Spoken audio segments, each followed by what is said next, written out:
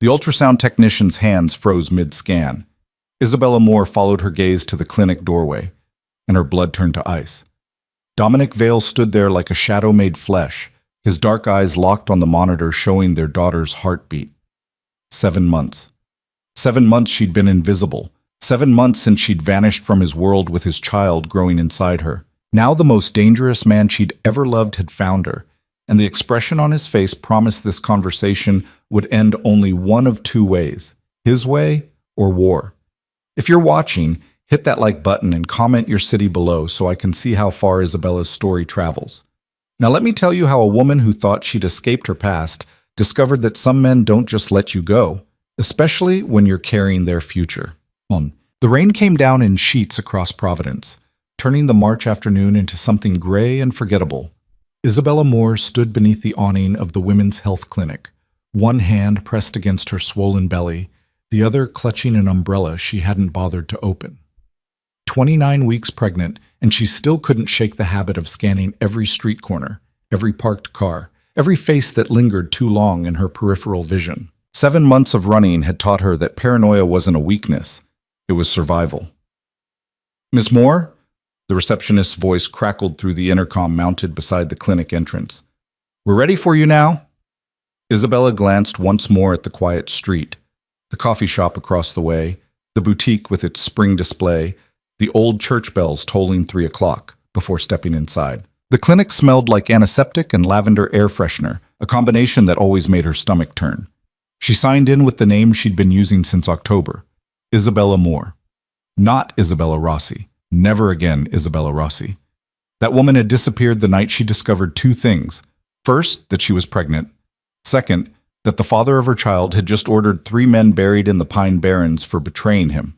The waiting room was nearly empty. A young couple sat in the corner, the man's hand protective over his girlfriend's barely there bump. An older woman knitted something small and yellow. Isabella chose a seat by the window where she could watch the street and pulled out her phone. A burner she replaced every 6 weeks like clockwork. No messages, no missed calls.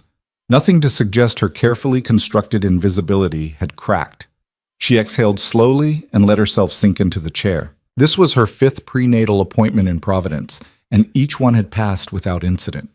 Maybe she really had done it. Maybe she really had vanished completely from Dominic Vale's world. The thought should have brought comfort. Instead, it carved something hollow in her chest. "Isabella Moore?" A nurse appeared in the doorway, tablet in hand, smile professionally warm. Isabella rose, smoothing down her loose sweater. One of 4 she rotated through, all designed to hide the very specific evidence of her last night with Dominic. She followed the nurse down a hallway decorated with posters about folic acid and car seat safety, into an examination room that looked identical to the last 4 she'd been in. "How are we feeling today?" the nurse asked, pulling on gloves. "Tired," Isabella said truthfully. She was always tired now. Tired from working double shifts at the diner where nobody asked questions. Tired from sleeping in a studio apartment above a bodega where the radiator clanged all night. Tired from the constant vigilance that came with being a ghost. "That's completely normal." The nurse took her blood pressure, frowned slightly at the reading, took it again. "A little elevated. Have you been stressed?" Isabella nearly laughed. Stressed didn't begin to cover what she'd been feeling since that October night, when she'd stood in the bathroom of Dominic's penthouse staring at 2 pink lines on a pregnancy test while voices drifted from his office, cold, clinical voices discussing disposal methods and alibis. "I'm fine," she said instead. The nurse made a note. "Dr. Chen will be in shortly. We'll do a quick ultrasound, check baby's position, measure your fundal height. Everything's been progressing beautifully so far." When the nurse left, Isabella stared at the ceiling tiles and tried to remember what her life had looked like before Dominic. Before the night she'd walked into Aria, his club, though she hadn't known it then, looking for her friend Sadie. Before Dominic had appeared at her table like gravity itself, all sharp suits and sharper eyes, asking if she was lost. She'd been lost for years by then. But she hadn't known it until he looked at her like she was the only real thing in a room full of beautiful, expensive shadows. "You don't belong here," he'd said. "Neither do you," she'd answered, too honest and too tired to play games. His smile had been brief, devastating. No, I don't suppose I do. 3 months. That's how long they'd had before reality crashed through the fantasy. 3 months of Dominic showing up at the art gallery where she worked, bringing her coffee that cost more than her hourly wage, talking to her about painters and poetry while carefully never mentioning what he actually did. 3 months of her pretending not to notice the way men deferred to him, the way conversations stopped when he entered rooms, the way violence seemed to follow him like a faithful dog. 3 months of falling in love with a man who ruled an empire built on blood. The door opened. Isabella expected Dr. Chen, efficient, kind, refreshingly disinterested in her past. Instead, the ultrasound technician entered, a young woman Isabella hadn't seen before. "Hi there," the tech said brightly, wheeling in the ultrasound machine. "I'm Rachel. Dr. Chen got pulled into an emergency C-section, so I'll be doing your scan today. Is this okay?" "That's fine," Isabella said, though unease prickled along her spine. She told herself it was nothing. Told herself that 7 months of looking over her shoulder had made her see threats in every deviation from routine. Rachel chatted while she prepped the equipment, asking about names and nursery colors and whether Isabella had felt the baby kicking. Isabella answered on autopilot, her responses vague and non-committal. She'd gotten good at being forgettable, at sliding through conversations without leaving any real impression behind. "Let's take a look at your little one," Rachel said, squirting warm gel across Isabella's exposed belly. The monitor flickered to life, showing the familiar grainy landscape of her daughter's world. Because it was a daughter, Isabella had found out at 20 weeks, alone in a different clinic, crying silent tears of joy and terror in equal measure. A daughter who would have Dominic's dark eyes and her own stubborn chin, and no idea that her father was... Rachel's hands stopped moving. Isabella's gaze snapped from the monitor to the tech's face. Rachel wasn't looking at the screen anymore. She was staring at something beyond Isabella's line of sight, her expression shifting from professional pleasantness to something Isabella couldn't quite read. Fear. The kind of fear that came from recognizing danger. Isabella turned her head slowly, following Rachel's frozen stare to the examination room doorway. For a moment, her brain refused to process what her eyes were seeing. It was impossible. It was a hallucination brought on by stress and exhaustion, and too many nights spent dreaming about the one person she couldn't afford to dream about. But Dominic Vale didn't disappear just because you closed your eyes. He stood in the doorway like he'd materialized from her nightmares, and her memories in equal measure. Tall enough to make the room feel smaller. Still in the same kind of tailored black suit that had always looked like armor. Dark hair pushed back from a face that belonged in Renaissance paintings. Beautiful in a way that made you forget to breathe. Dangerous in a way that made you remember why you should. His eyes, almost black in the fluorescent light, moved from Rachel to the monitor to Isabella's exposed belly to her face. When their gazes met, Isabella felt the 7 months of distance collapse like paper burning. "Why didn't you tell me?" His voice was quiet, controlled, and absolutely deadly. Rachel made a small sound, half gasp, half whimper, and Isabella realized the tech's hand was shaking on the ultrasound wand. "It's okay," Isabella heard herself say, though nothing about this was okay. "Rachel, could you give us a moment?" Rachel didn't need to be asked twice. She abandoned the equipment and fled, pulling the door closed behind her with trembling hands. Silence rushed in to fill the space she left behind. Dominic didn't move from the doorway, didn't cross the room. Isabella sat up slowly, pulling her. Isabella sat up slowly, pulling her sweater down over her belly, even though it was absurd. He'd already seen. He knew. Whatever carefully constructed invisibility she'd built had just shattered completely. "How did you find me?" she asked. "That's your question?" Something flickered across his face. Hurt, maybe, buried beneath layers of control. "I've had people searching for you since October, every city on the East Coast, every clinic, every hospital, every women's shelter. 7 months, Isabella. 7 months I thought you were dead." The use of her real name, her actual name, not the alias she'd been hiding behind, landed like a physical blow. "You weren't supposed to find me," she said quietly. "Clearly."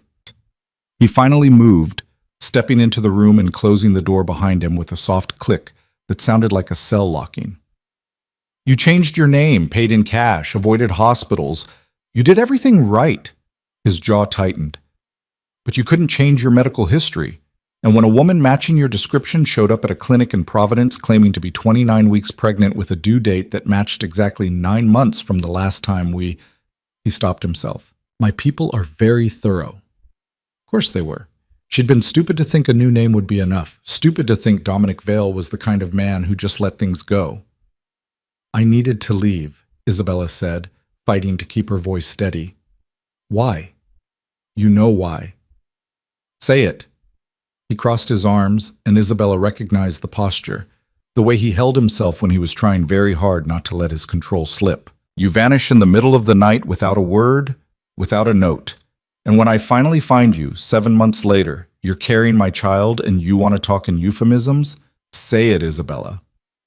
The heart monitor beside her beeped steadily, counting out the seconds while she tried to find words for the truth. I heard you that night, she said finally. In your office.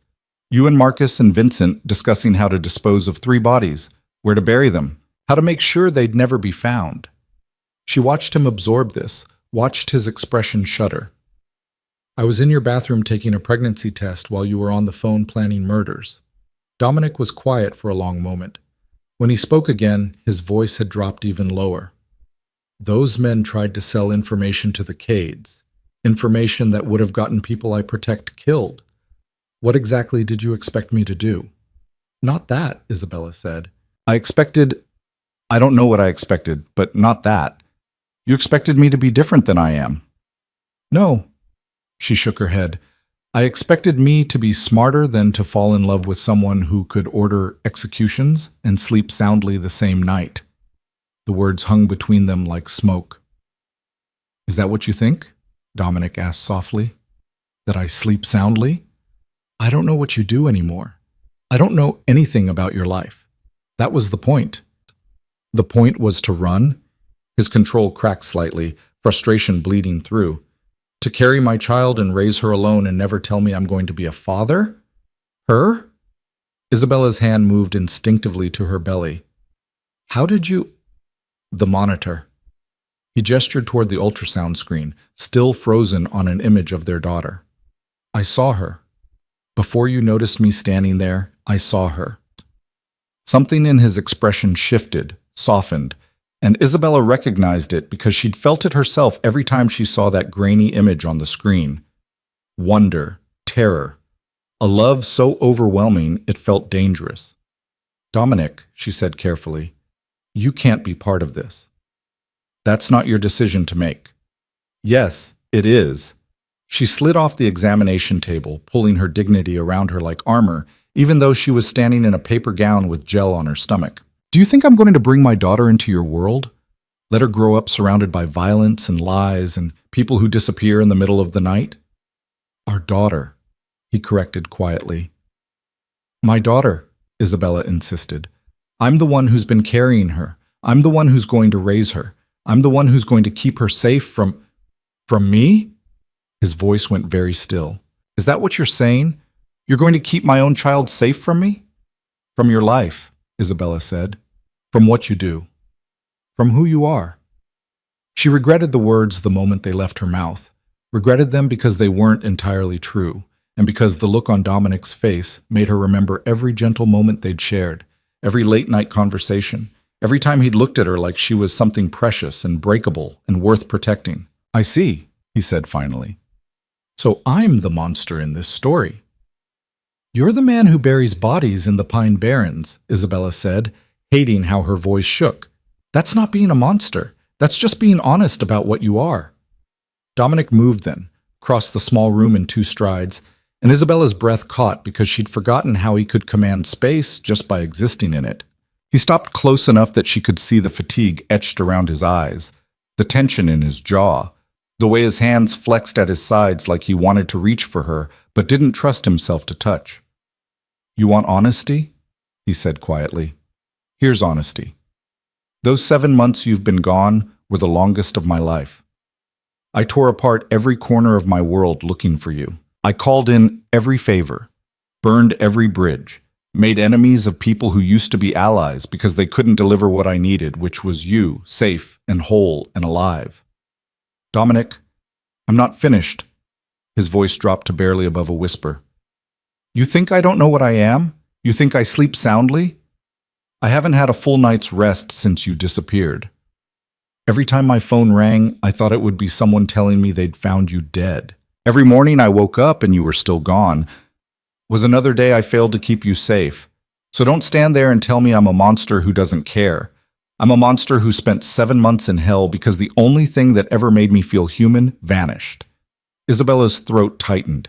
She wanted to stay angry, to hold on to her righteousness and her fear, and all the very good reasons she'd run. But Dominic was looking at her like she was his salvation and his destruction in equal measure, and she remembered, vividly, painfully, what it felt like to be loved by him.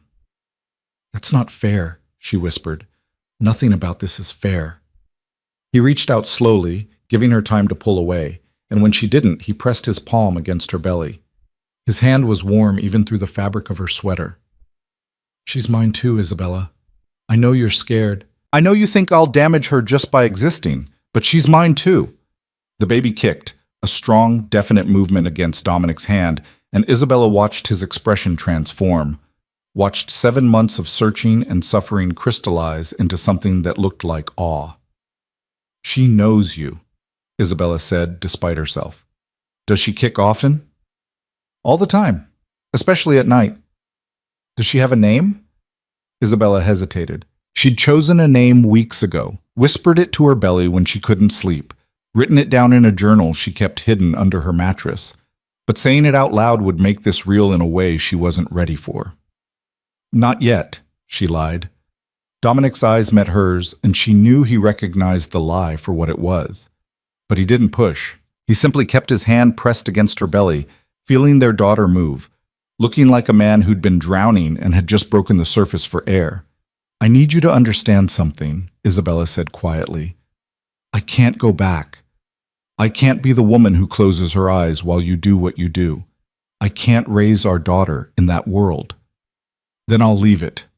The words were so simple, so impossible, that Isabella almost didn't process them. What? I'll leave it, Dominic repeated, his voice steady. My world. The empire. All of it. If that's what it takes for you to let me be her father, I'll walk away. Isabella stared at him. You can't just walk away from what you are. I can try. Dominic, men like you don't retire. You know that. The Cades, the Morellis, everyone you've ever made an enemy of. They won't just let you disappear. Let me worry about them. That's exactly what I'm worried about. Isabella pulled back, dislodging his hand from her belly. You think you can just decide to be someone different and it'll work? You think violence won't follow you? That's not how this works. Then tell me how it works, Dominic said, frustration creeping back into his voice. Tell me what you need me to do and I'll do it. I need you to be someone you're not. Fine. I'll become someone I'm not. You're not listening? No, you're not listening. He caught her wrist gently, his thumb finding her pulse point. 7 months ago you left because you thought I was someone you couldn't love. Someone who was too broken, too violent, too lost. But I've had 7 months to think about what matters. 7 months to realize that the only time I've ever felt like something other than a weapon was when I was with you. So if you need me to become someone different, I'll do it. I'll tear down everything I've built if it means I get to meet my daughter, our daughter. It's not that simple. It is exactly that simple. His grip on her wrist tightened fractionally. Do you love me? The question landed like a grenade. That's not, do you love me? He asked again. Because I love you. I've loved you since the night you told me I didn't belong in my own club. I've loved you through 7 months of not knowing if you were alive. I'll love you through whatever comes next. So I need to know, do you love me? Isabella's eyes burned. You know I do. Then give me a chance. His voice cracked slightly, the control finally fragmenting. Give me a chance to be the father she deserves, to be the man you need. I'm not asking you to forget what I've done or who I've been. I'm asking you to let me try to be better. The heart monitor beeped steadily between them, counting out seconds that felt like years. There are conditions, Isabella said finally. Relief flooded Dominic's face so suddenly it was almost painful to witness. Anything. No more violence. Not ever. Not for any reason. Done. No more empire. I don't care how long it takes to dismantle, but it has to be gone before she's born. I'll start making calls tonight. And no more lies. Isabella met his eyes. I can't do this if there are secrets between us. If you want to be part of her life, I need to know everything. Dominic was quiet for a moment, and Isabella recognized the hesitation for what it was. A man weighing how much truth she could handle. There are things you don't want to know, he said carefully. Probably. Tell me anyway. He exhaled slowly. My real name isn't Dominic Vale. I've been using that name since I was 17, but it's not the one I was born with. Isabella had suspected this, but hearing it confirmed still sent a chill through her. What is your real name? That's a long conversation for another day. What matters is I became Dominic Vale to escape my family, to build something that was mine instead of theirs. The empire, the clubs, all of it started because I wanted to prove I could create order out of chaos. And the violence? Necessary, he said quietly. Or at least I thought it was. Men like Victor Cade don't respond to negotiations or contracts. They respond to power and fear. So I became something that scared them more than they scared me. And now? Now I'm tired. The admission sounded like it cost him. I'm tired of being the man everyone fears. I'm tired of watching my back every second of every day. I'm tired of wondering which of my own people will betray me next. I've spent 15 years building an empire, and the only thing it's given me is enemies and nightmares. Isabella wanted to argue, to push back against the self-pity in his voice. But she'd seen the security footage from his penthouse, had watched the way he moved through his own home like a prisoner in a gilded cage, trusting no one, touching nothing without gloves, eating food prepared by a personal chef who'd worked for him for a decade because trusting a restaurant was too dangerous. What changed? She asked. You did? He said it simply, like it was obvious. You walked into my world, and for 3 months I got to pretend I was someone normal. Someone who could take a woman to dinner without checking for exits. Someone who could talk about art instead of territories. Someone who could fall asleep next to someone they loved without wondering if they'd wake up with a knife in their ribs. I didn't know, Isabella whispered. You weren't supposed to know. That was the whole point. With you, I got to be someone different. His hand found hers, fingers threading together. And then you vanished, and I realized I didn't want to go back to being who I was before. I just want to be whoever I need to be to stay in your life. The examination room door opened a crack, and Rachel's nervous voice filtered through. Excuse me? Should I call security? Dominic didn't turn around. We're fine. Thank you. The doctor needs the room in 10 minutes for another patient. We'll be done in 5. His tone didn't change, but something in it made Rachel retreat immediately. When they were alone again, Isabella shook her head slowly. See? That right there is what I'm talking about. You terrified that poor girl without even trying. I was polite. You were Dominic Vale. Isabella pulled her hand free. And that's the problem. You can't just turn off 15 years of being who you are. It's in your bones now. The way you move, the way you talk, the way people respond to you. Then I'll learn differently. He caught her hand again, refusing to let her pull away. Isabella, I'm not stupid. I know this won't be easy. I know I can't just flip a switch and become someone safe, but I'm willing to try. I'm willing to do whatever it takes. Just don't shut me out. Don't take my daughter away before I've even had a chance to meet her. His daughter. Their daughter. The baby who was kicking right now against Isabella's ribs, unaware that her entire future was being negotiated in this sterile room that smelled like antiseptic and desperation. 2 weeks, Isabella said finally. Dominic's brow furrowed. What? You have 2 weeks to prove you're serious, to start dismantling your empire, to show me you can really walk away. She laid her free hand on her belly. She's due in 11 weeks. If you want to be there when she's born, you have 2 weeks to convince me you're someone I can trust her with. 2 weeks isn't long enough to... Then you better work fast. Isabella met his eyes. Because if I don't see real change, if I see any sign that you're still playing the game or keeping one foot in your old world, I disappear again. And next time you won't find me. She meant it, every word, and from the look on Dominic's face, he knew she meant it. 2 weeks, he said quietly. I'll make it work. No violence, Isabella reminded him. No violence. No lies. No lies. And Dominic? She squeezed his hand. If Victor Cade or anyone else from your world comes near me or our daughter, I'll know you failed.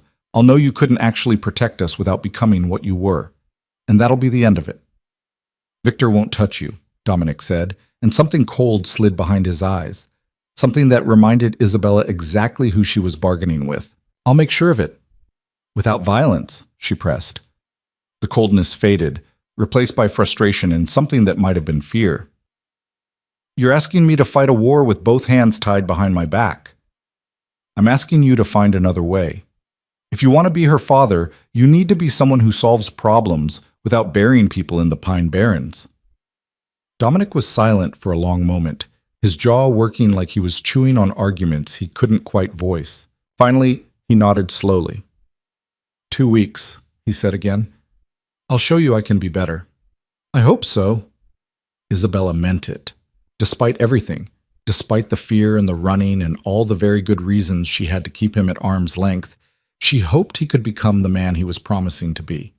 Because the truth was, she'd spent 7 months missing him. 7 months telling herself their daughter was better off without him, while knowing deep down that she was lying. Every child deserved to know their father, even if their father was Dominic Vale. Rachel knocked again, more insistently this time. I'm sorry, but the doctor really needs— We're leaving, Isabella called. She looked at Dominic. I need to get dressed. He nodded and stepped toward the door, then paused with his hand on the handle. Where are you staying? Why?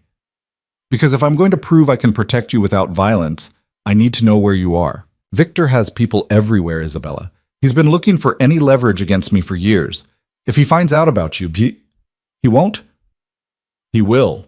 Dominic's voice was flat, certain. You disappeared 7 months ago and I still found you. Victor's had eyes on me this entire time. He'll have noticed my people searching. He'll have noticed the shift in my priorities. It's only a matter of time before he puts the pieces together, and when he does, you'll handle it without killing anyone, Isabella said firmly. That was the deal. The deal assumes I have time to prepare. Dominic turned back to face her fully. If Victor moves against you while I'm still dismantling everything, I might not be able to protect you the way you want me to. Then dismantle faster. Isabella no. She held up her hand. This is exactly what I'm talking about. You can't even go 5 minutes without defaulting to threat assessment and security protocols. I don't want our daughter growing up in that world. I don't want her learning to check for exits before she can walk or wondering which of Daddy's friends might betray him. I want her to have a normal life. Normal isn't safe. And your version of safe isn't normal. Isabella grabbed her clothes from the chair where she'd left them. 2 weeks, Dominic. Prove you can give us both. She expected him to argue, to push back with all the very logical reasons why his way was the only way that worked. Instead, he simply nodded once and left the room, pulling the door closed behind him with a soft click. Isabella dressed slowly, her hands shaking slightly as she pulled on her jeans and sweater. Through the thin walls, she could hear muffled voices, Dominic talking to someone on the phone, his tone clipped and professional, already making calls, already starting to dismantle his empire. Or pretending to. She couldn't afford to trust him yet. Couldn't afford to believe that a man like Dominic Vale could really change just because he wanted to. But as she pressed her hand against her belly and felt their daughter kick in response, she couldn't help hoping he'd prove her wrong. The next 2 weeks would determine everything. Isabella stepped out of the clinic into rain that had softened to a drizzle. The street looked exactly as it had when she'd entered 40 minutes earlier. Same coffee shop, same boutique, same church bells now silent in the gray afternoon. But everything had changed. Dominic knew. Dominic had found her. And the careful invisibility she'd constructed over 7 months had collapsed in the space of a single ultrasound appointment. She opened her umbrella and started walking toward the bus stop 3 blocks away, trying to ignore the black sedan idling at the curb, trying to pretend she didn't know exactly who was sitting in the back seat, watching her through tinted windows. Her phone buzzed. The burner she replaced every 6 weeks, the one that had exactly 3 contacts programmed into it. Her landlord, the diner where she worked, and the cab company she used for late shifts. The screen showed an unknown number. She almost didn't answer, almost kept walking and let it go to voicemail. But some instinct made her stop beneath the awning of a closed bookstore and accept the call. You can't just walk home alone. Dominic's voice was quiet, controlled. Not anymore. I've been walking home alone for 7 months. That was before Victor knew to look for you. Isabella glanced at the sedan. She couldn't see through the tinted windows, but she could feel Dominic's gaze like a physical weight. You don't know that he knows anything. I know Victor. A pause. And I know my people have been asking questions all over Providence for the last 2 weeks. Someone will have noticed. Someone will have told him. It's only a matter of time before he starts looking in the same places. Then maybe you should have been more discreet. I was desperate. The admission sounded like it cost him. Let me drive you home. No. Isabella, no, she repeated firmly. You don't get to show up after 7 months and immediately start making decisions about my life. I said 2 weeks. That doesn't mean you get to follow me home on day 1. Silence stretched between them, broken only by the sound of rain pattering against her umbrella. At least let Marcus follow at a distance, Dominic said finally. You won't even know he's there. Who's Marcus? My head of security. He's been with me for 12 years. I trust him with my life. Well, I don't trust him with mine. Isabella started walking again, phone pressed to her ear. This is exactly what I was talking about at the clinic. You can't solve every problem by surrounding it with armed men. I'm not suggesting armed men. I'm suggesting one man, unarmed, who knows how to keep people safe without drawing attention. The answer is still no. She heard him exhale slowly, the sound of a man trying very hard not to lose his patience. You're being stubborn. I'm being careful. There's a difference. Careful would be accepting protection from someone who actually knows what they're doing. Careful is not broadcasting my location to the same organization I've spent 7 months hiding from. Isabella reached the bus stop and checked the schedule posted on the plexiglass shelter. 15 minutes until the next bus. I'll be fine, Dominic. You're 7 months pregnant and Victor Cade is the most vindictive man I've ever met.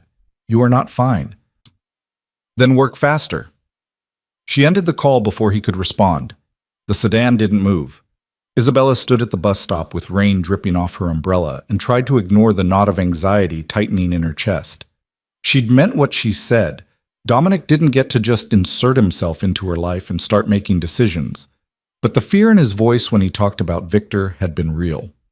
And Dominic Vale wasn't a man who scared easily. Her phone buzzed again. Different unknown number. She answered without thinking. I said no. Miss Moore? A woman's voice, professional and unfamiliar. This is Dr. Chen's office. I wanted to follow up after your appointment today and make sure everything was all right. Isabella's stomach dropped. I'm fine. The appointment was fine. I understand there was an incident? Rachel mentioned you had a visitor who made her uncomfortable. It was nothing, just a misunderstanding.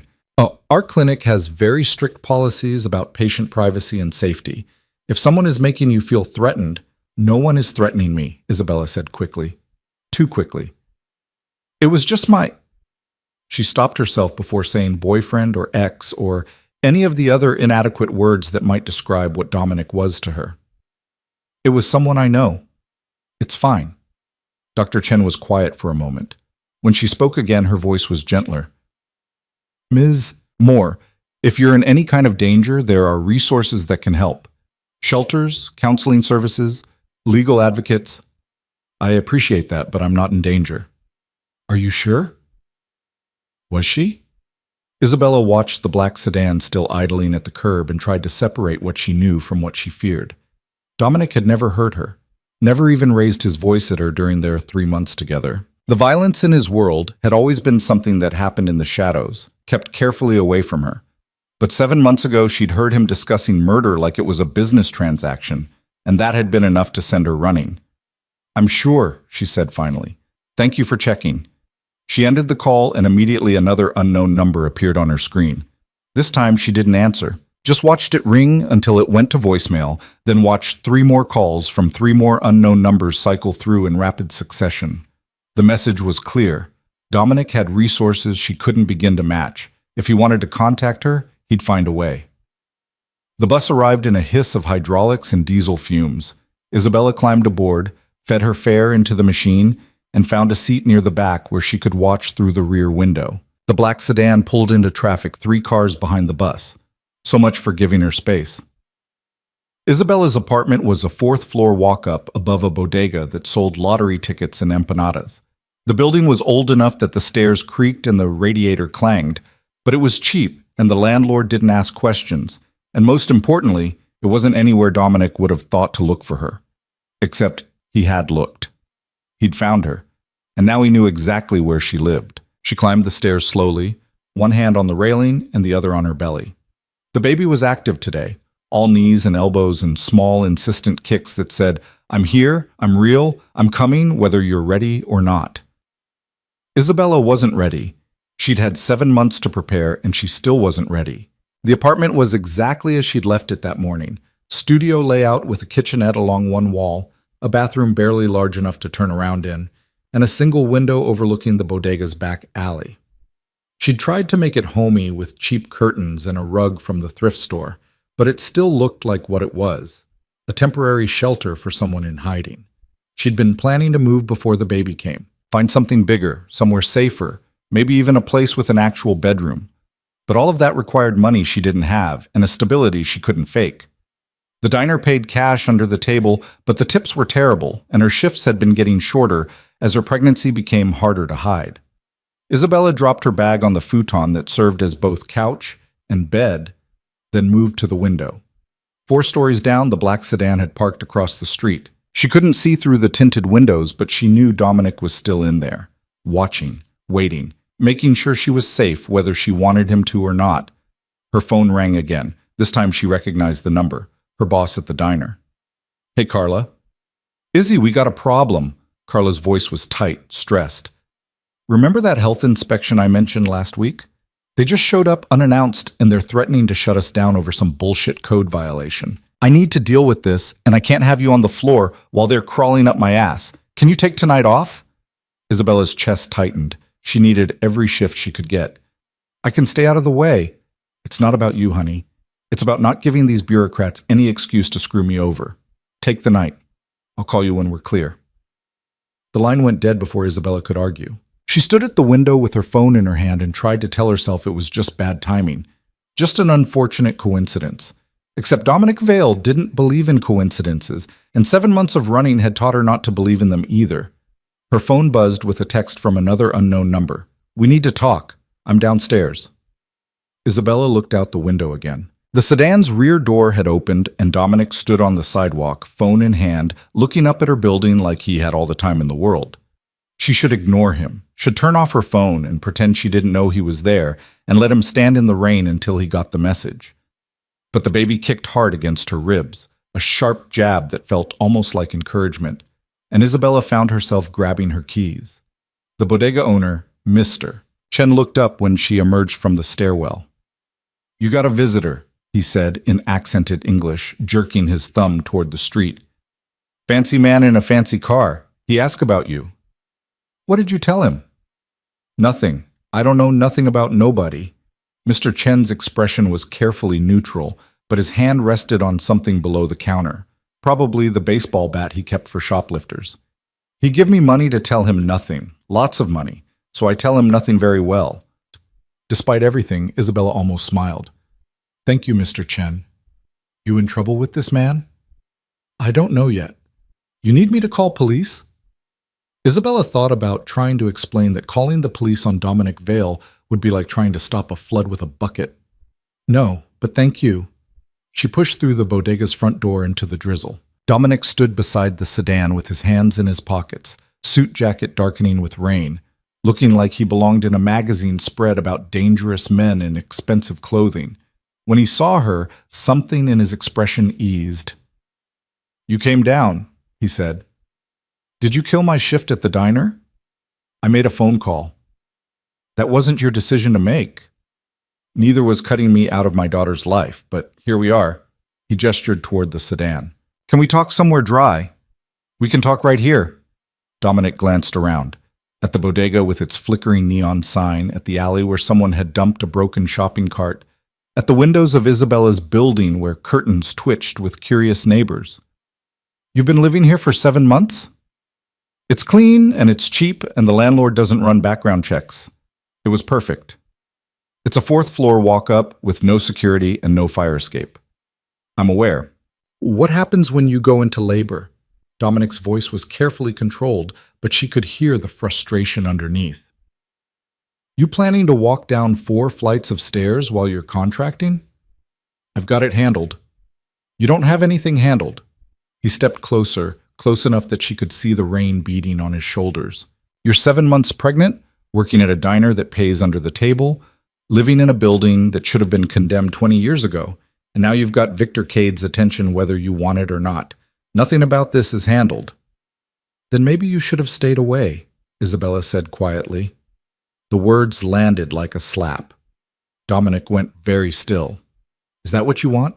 He asked. You want me to disappear again? I want you to give me the 2 weeks you promised, to prove you can actually change instead of just showing up and taking over. I'm not taking over. I'm trying to keep you safe. By killing my job? By following me home? By parking outside my building like some kind of stalker? I'm not stalking you. I'm protecting you. I don't need your protection. Yes, you do. His control finally cracked, voice rising. You just don't want to admit it because admitting it means admitting you need me. And you've spent 7 months convincing yourself you're better off alone. The truth of it hit harder than Isabella expected. She wrapped her arms around herself, suddenly cold despite the relatively mild evening. That's not fair. None of this is fair. Dominic ran a hand through his wet hair, frustration written in every line of his body. You want me to prove I can change? Fine. But you need to meet me halfway. You need to stop treating me like I'm the enemy when the real enemy is out there looking for any weakness he can exploit. And what do you suggest? Move into a hotel, somewhere with security. Let me cover the cost. No. Isabella, I said no. She held up her hand. You don't get to buy my compliance. I'm not some problem you can throw money at. I'm not trying to buy anything. I'm trying to make sure you and our daughter survive the next 2 weeks while I tear apart everything I've built. So tear it apart. Isabella met his eyes. You said you'd start tonight. So start. Make your calls, liquidate your assets, end your contracts. Do what you promised, but don't expect me to put my life on hold while you do it. Dominic was quiet for a long moment, rain dripping off his hair, his jaw working like he was chewing on arguments he couldn't quite voice. Finally, he pulled out his phone and made a call. Marcus, I need you to arrange something. He kept his eyes on Isabella while he talked. Find me a property within 10 blocks of this location. Something with security but not ostentatious. A brownstone, maybe. 3 bedrooms, furnished, available immediately. I don't care what it costs. What are you doing? Isabella asked. He held up one finger, still listening to whoever Marcus was on the other end. No, not a hotel. Something residential. Something that looks normal. A pause. 2 hours? Make it 1. He ended the call and pocketed his phone. You don't want to live in a hotel. Fine. You'll have a house instead. I didn't agree to that. You said you needed somewhere safe to raise our daughter. I'm providing somewhere safe. By buying a house? In an hour? By renting one, actually, month to month. You can leave whenever you want. Dominic's expression was carefully neutral. But it'll have security systems, reinforced doors, cameras covering every entrance. It'll be somewhere Victor can't reach without me knowing about it. Isabella wanted to argue, wanted to insist she didn't need his money or his protection or his interference in her carefully constructed life. But the truth was, her studio apartment wasn't safe. She'd known it when she moved in, accepted it as the price of invisibility. Now invisibility was gone, and all that remained was vulnerability. What's the catch? She asked. No catch? You live there. I pay for it. The only thing I ask is that you let Marcus install the security systems and give me the access code so I know when someone enters or leaves. So you can track my every movement. So I can respond if Victor's people show up. Dominic stepped closer again, and this time Isabella didn't back away. I'm not trying to control you. I'm trying to keep you alive. There's a difference. The baby kicked, hard, insistent, and Isabella's hand moved instinctively to her belly. Dominic's eyes followed the movement, something soft and almost vulnerable passing across his face. Does she kick like that often? He asked quietly. All the time. Can I? He gestured toward her belly, uncertain in a way she'd never seen him be uncertain about anything. Isabella hesitated. Letting him touch her again felt dangerous. Felt like opening a door she'd worked hard to keep closed. But he was the baby's father, and he'd asked instead of assuming, and something about the careful hope in his expression made her defenses crack. Okay. Dominic placed his palm against her belly, warm even through her sweater. They stood like that in the rain while the city moved around them, cars passing, people hurrying home from work, Mr. Chen watching suspiciously from his bodega window. The baby kicked directly against Dominic's hand, his breath caught. She's strong. She takes after her father. The words slipped out before Isabella could stop them, and she watched Dominic's expression shift. Watched something that looked almost like grief flicker across his face before he buried it again. I'm sorry, he said quietly, for being who I am, for bringing this danger into your life, for not being the kind of man you could trust from the beginning. Dominic, let me finish. His hand stayed pressed against her belly, anchoring him. I've spent 15 years building an empire and telling myself it mattered, telling myself I was creating something important, something that would last. But the only thing I've created is enemies and fear. The only legacy I have is violence. He paused. Until now. Until her. She's the first thing I've ever made that's actually worth protecting. Isabella's throat tightened. You can't put that on her. She's not responsible for redeeming you. I know. But she makes me want to be someone worth redeeming. His eyes met Isabella's. You both do. The moment stretched between them, fragile and complicated, and weighted with 7 months of absence. Isabella wanted to tell him it was too late, that he'd lost his chance when he became the kind of man who solved problems with bullets. But she was so tired of being alone, so tired of carrying this pregnancy by herself, making every decision in isolation, wondering if she was doing the right thing or just running from the hard thing. The house, she said finally. I'll look at it, but I'm not promising anything. Relief flooded Dominic's face. That's all I'm asking. And no more interfering with my job. If I want to work, I work. The diner isn't safe. Then find me somewhere safer to work. But I'm not going to just sit around being protected like some kind of princess in a tower. Dominic looked like he wanted to argue, but he swallowed it. I'll make some calls. There are businesses I'm divesting from. Legitimate businesses. Maybe one of them needs someone with gallery experience. I thought you were dismantling your empire, not hiring me into it. The legitimate holdings aren't part of the empire, they're just businesses. He pulled his hand back from her belly, and Isabella felt the absence like a cold spot. Let me see what I can arrange. No special treatment. I want to earn my position.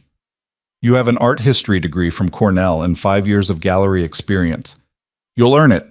A slight smile. Though I'm going to guess you left that off your resume when you applied to the diner. I left a lot of things off my resume.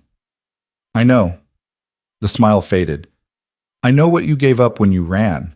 The job you loved, the apartment in the city, your friends. I know you sacrificed everything because you thought it was the only way to keep her safe. It was the only way. Maybe. Dominic glanced toward the black sedan where Marcus presumably waited. But you shouldn't have to do it alone anymore. That's what I'm trying to tell you. I know I don't deserve a second chance. I know I've done things that should disqualify me from being anyone's father. But I'm asking anyway. Let me help. Let me be part of this. Isabella looked at him, really looked at him, and tried to see past the expensive suit and the dangerous reputation to the man underneath. The man who'd brought her coffee and talked about Renaissance painters and fallen asleep beside her like he'd finally found somewhere safe to rest. That man was still in there somewhere, buried under 15 years of violence and power. The question was whether he could find his way back. 2 weeks, she said again. Show me you can actually dismantle your empire. Show me Victor Cade isn't going to show up at my door. Show me you can solve problems without violence. If you can do that, if you can really prove you're someone different, then we'll talk about what comes next. And in the meantime, I'll look at your house, but I'm keeping my apartment too, just in case. In case I fail, in case you turn out to be who I'm afraid you are. Dominic nodded slowly, accepting this. Fair enough. He pulled a card from his pocket. Plain black, no name, just a phone number embossed in silver. This is my direct line. It's clean, secure, and it only goes to me. If anything happens, If you see anything suspicious, if you even just feel wrong about something, call me. Isabella took the card. The paper was heavy, expensive. Of course it was. You really think Victor will come after me? I think Victor has been waiting 15 years for me to give him an opening. Dominic's voice went flat, cold. And a pregnant woman carrying my child? That's the opening he's been dreaming of. But you'll handle it without violence. I'll handle it the way you want me to, the way she needs me to. He glanced at Isabella's belly again. I promise. A promise from Dominic Vale. 7 months ago, Isabella wouldn't have believed he was capable of keeping it. Now, standing in the rain outside her building with their daughter kicking between them, she wanted desperately to believe he could. Her phone buzzed. Text message from an unknown number with an address 10 blocks north. House is ready. Marcus will meet you there with keys. D. Isabella looked up at Dominic. That was fast. I don't waste time when it matters. He gestured toward the sedan. Let me drive you. I can walk 10 blocks. Not alone. Not anymore. When she started to argue, he held up his hand. Please, just this once. Let me drive you to see the house. After that, if you hate it, I'll bring you back here and I won't push again tonight. Isabella wanted to refuse on principle, wanted to maintain her independence and her boundaries and all the careful distance she'd established. But she was tired and wet and her feet hurt and the baby was doing gymnastics against her bladder. Fine, she said, but just to see the house. Dominic's smile was brief, genuine. Just to see the house. The sedan's interior smelled like leather and money. Marcus sat in the driver's seat, a man in his 40s with military posture and observant eyes that flicked to Isabella in the rearview mirror before focusing back on the road. He didn't speak, didn't acknowledge her presence beyond a slight nod when Dominic said her name. Marcus knows to keep his distance, Dominic said quietly as they pulled into traffic. He's there for security, not surveillance. What's the difference? Security means he'll stop anyone who tries to hurt you. Surveillance means he'd report your every movement back to me. Dominic's expression was serious. I'm giving you privacy, Isabella, even though every instinct I have says that's a mistake. Why? Because you asked for it. Because trust has to start somewhere. He looked out the window at the city passing by. And because if I can't prove I'm different than who I was, then I don't deserve to be her father anyway. The house was a brownstone on a quiet street lined with trees that would be beautiful once spring really settled in. 3 stories, bay windows, a small front garden with a wrought iron fence. It looked like the kind of place where young professionals lived, where families pushed strollers and walked dogs and complained about property taxes. It looked normal. Marcus had the door open before they reached the front steps. The interior was exactly what Dominic had promised. Furnished, but not ostentatious. Comfortable without being luxurious. Hardwood floors, a living room with built-in bookshelves, a kitchen with modern appliances. Upstairs there were 3 bedrooms, including one that was clearly meant to be a nursery. Isabella stood in the doorway of that room and felt her careful control start to crack. Someone had already set up a crib, white wood, gender-neutral, with a mobile of stars and moons hanging above it. There was a changing table, a rocking chair by the window, shelves waiting to be filled with books and toys and all the small necessities of a life she'd been too afraid to prepare for. I didn't ask them to do that, Dominic said from behind her. The nursery, that was Marcus's initiative. It's too much. It's what she'll need. Isabella turned to face him. You can't just buy your way into being a father. I'm not trying to buy anything. I'm trying to give my daughter somewhere safe to come home to. He stepped into the room, running his hand along the crib's railing. When I was growing up, I never had that. Never had a place that felt permanent or safe or mine. I don't want that for her. I want her to have everything I didn't. She needs a father more than she needs furniture. Then let me be both. Dominic met her eyes across the crib. Move in here. Let me prove I can do this right. Let me show you I can be the man you need me to be. Isabella wanted to say yes, wanted to accept this beautiful house and this beautiful promise, and let herself believe that Dominic Vale could really transform himself through sheer force of will. But she'd spent 7 months learning to trust her instincts, and her instincts said that men like Dominic didn't change. They just found new ways to control the narrative. I'll think about it, she said finally. Disappointment flashed across his face, quickly buried. How long? As long as I need. She moved past him toward the stairs. You said 2 weeks to prove yourself. That goes both ways. You prove you can dismantle your empire. I'll prove I can trust you. And in the meantime? In the meantime, we see what happens. The warehouse on the east side of the city had been empty for 3 years, ever since the textile company that owned it went bankrupt. Now it served as neutral ground, one of the few places in the city where men like Dominic Vale and Victor Cade could meet without starting a war. Dominic arrived alone, as agreed. No security detail, no weapons. Just him and the evidence that would either end this peacefully or cost him everything. The spring rain had turned to sleet, tapping against the warehouse's metal roof like impatient fingers.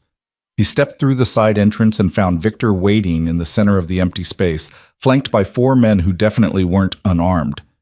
Punctual as always, Victor said, his voice echoing in the cavernous space. He was 10 years older than Dominic, with silver threading through his dark hair and a smile that never reached his eyes. Though I notice you came alone. That's either very brave or very stupid. Neither, Dominic said calmly. Just practical. We both know how this conversation needs to go. Victor's smile widened. Do we?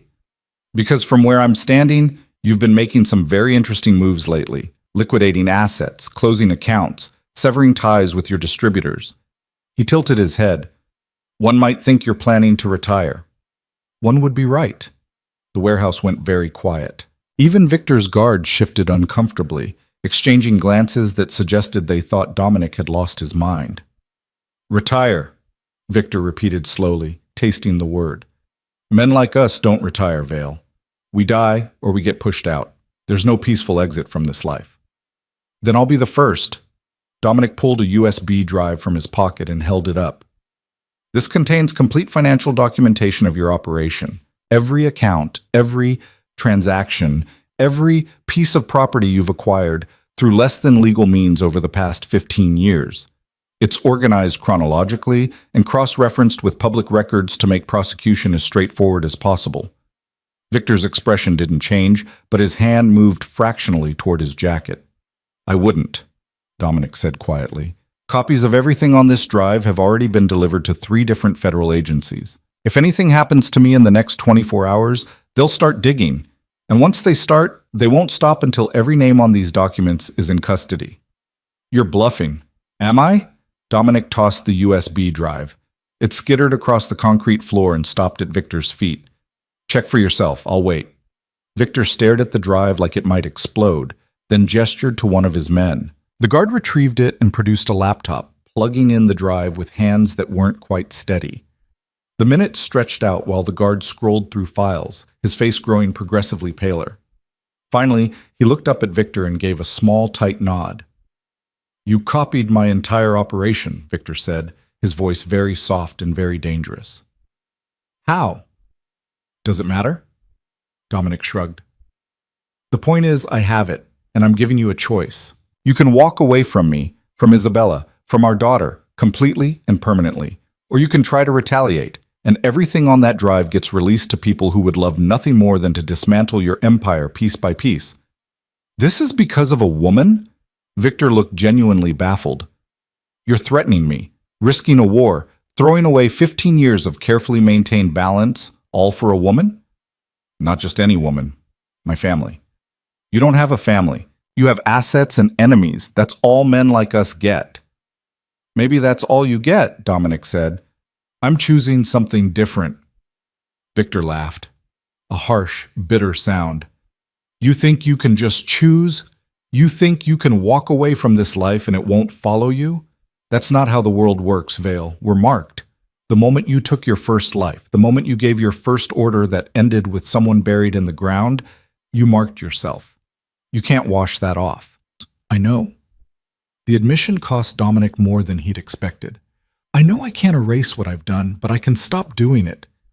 I can become someone different going forward. For her, Victor said flatly. For my daughter. Dominic met his eyes. She deserves better than a father who solves problems with violence. She deserves someone who can teach her that there are other ways to be strong. And if that means burning every bridge I've built, so be it.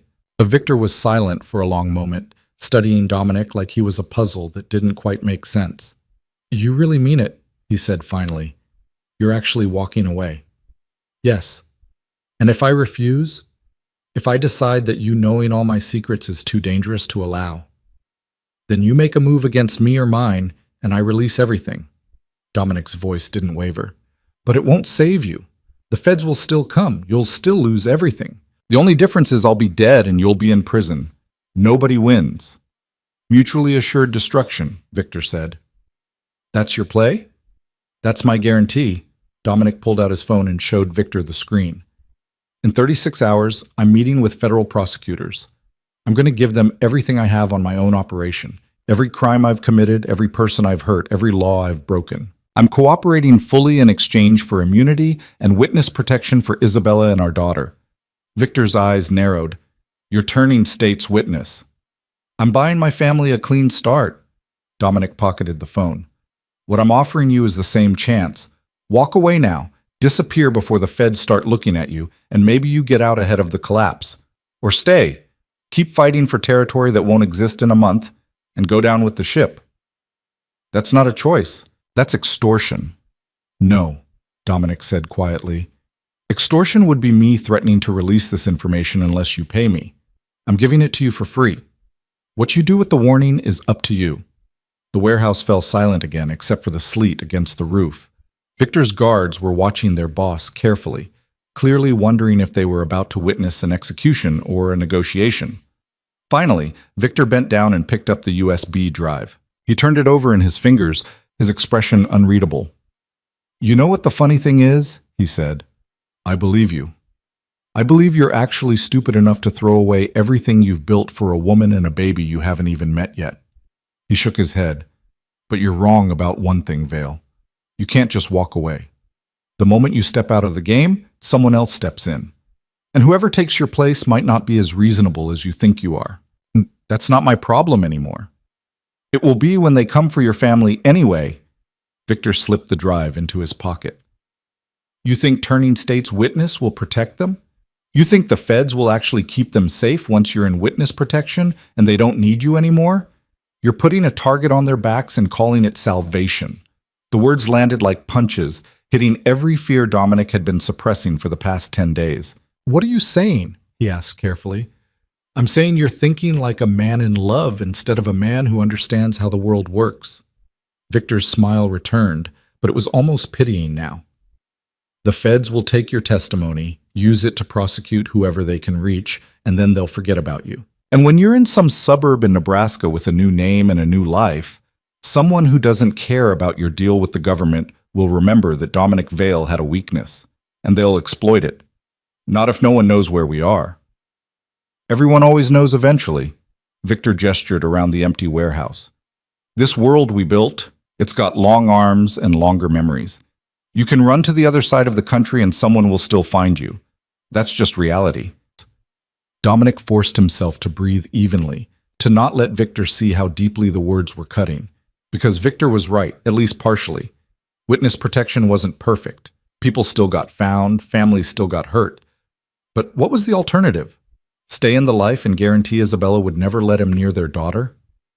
I'll take my chances, Dominic said. Victor laughed. Of course you will, because you're in love and that makes men do stupid things. He turned to leave, then paused. For what it's worth, Vale, I hope it works. I hope you get your quiet life and your daughter and your redemption. I really do. But hope doesn't stop bullets. Victor looked back over his shoulder. You've made a lot of enemies over the years. I'm not the only one who'd love to see you brought down. And once word gets out that you've gone soft, that you're cooperating with the feds, that you've got a family you'd do anything to protect. He shrugged. You better pray your witness protection is better than most. He walked away then, his guards falling into formation around him. The warehouse door clanged shut, leaving Dominic alone in the empty space with nothing but the sound of sleet and his own racing thoughts. He pulled out his phone and dialed Marcus. It's done, he said when his oldest friend answered. Victor knows everything. And? Marcus's voice was tight with tension. And he's walking away. He might warn his own people, might disappear before the feds come knocking, but he won't move against Isabella. You sure about that? As sure as I can be. Dominic leaned against a concrete pillar and closed his eyes. How's the safe house? Secure. 3 guards on rotation, all people we've worked with for years. Isabella's not happy about the security, but she hasn't tried to run. Yet, Dominic muttered. Yet, Marcus agreed. Dom, are you sure about this federal cooperation thing? Once you start talking, there's no taking it back. I know. You'll be burning every bridge, every contact, every ally, every person who ever helped you build this. They'll all become targets or enemies. I know, Dominic said again. And you're okay with that? Dominic thought about Isabella's face when she'd asked him to prove he could change. Thought about the ultrasound image of his daughter, so small and perfect and completely dependent on him making the right choice. I'm okay with it, he said finally. What I'm not okay with is the alternative. Marcus was quiet for a moment. She must be something special. She is. Special enough to die for? Special enough to live for, Dominic corrected. That's the whole point, Marcus. I'm tired of being the man who's only good at destroying things. I want to be someone who builds something that lasts. Then I hope you know what you're doing, Marcus sighed. The paperwork's almost done. Everything's liquidated or transferred. By this time next week, the Empire will be gone. Just ashes and memories. Good. Dominic pushed off from the pillar and headed for the exit. Anything else I need to know? Yeah, actually. The Moretti sent a message. They want to meet. Dominic's hand froze on the door handle. When? Tonight. Neutral location. They say they just want to talk. And you believe them? Not even a little bit. Marcus's tone was grim. But I think we have to take the meeting anyway. If they're reaching out, it means they've heard something. Better to know what they know than let them make moves in the dark. Set it up, Dominic said, but make it public. Somewhere with witnesses. Already done. Giuseppe's restaurant, 8 o'clock. Plenty of cameras, plenty of civilians. If they try anything, they'll have 100 witnesses. I'll be there.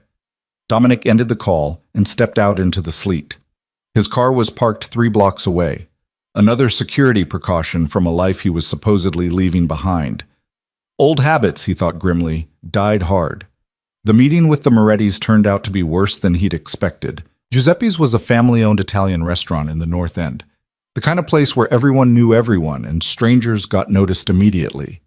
Dominic arrived exactly on time and found Anthony Moretti already seated in a booth near the back, flanked by his younger brother Leo. Anthony was 63, heavy-set, with the kind of face that could shift from grandfatherly warmth to cold menace in a heartbeat. He'd run the Moretti family for 30 years, longer than Dominic had been alive, and he commanded respect through a combination of brutal efficiency and genuine loyalty to his people. Dominic, Anthony said warmly, gesturing to the empty seat across from him, thank you for meeting us. Anthony. Leo. Dominic slid into the booth, keeping his back to the wall and his eyes on both brothers. What's this about? Direct as always, Anthony smiled. I appreciate that. Too many people in our business forget the value of straight talk. He poured red wine into 3 glasses, sliding one across to Dominic. We've been hearing interesting rumors about you lately. I'm sure you have. Liquidating assets, closing operations, meeting with federal prosecutors.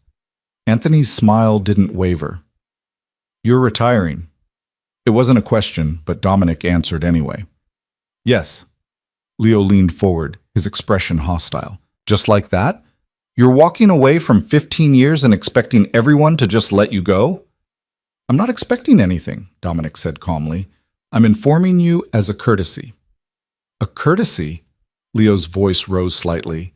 You built your empire by stepping on our territory, cutting into our operations, taking our people. And now you want to just walk away like none of that matters. Leo, Anthony said quietly, and his younger brother fell silent immediately. Anthony turned back to Dominic. My brother raises a good point, though perhaps not as diplomatically as he should. You've been a thorn in our side for years, Dominic. You've cost us money, territory, respect. Now you want to leave, and that creates a problem. What kind of problem? The kind where your former territory becomes contested ground. Anthony sipped his wine thoughtfully. The moment you step aside, a dozen different groups will move in trying to claim what was yours. That means violence, war, instability, things we've all worked very hard to avoid. Dominic saw where this was going, and you want me to hand it over to you instead. It would be the sensible solution. Anthony spread his hands.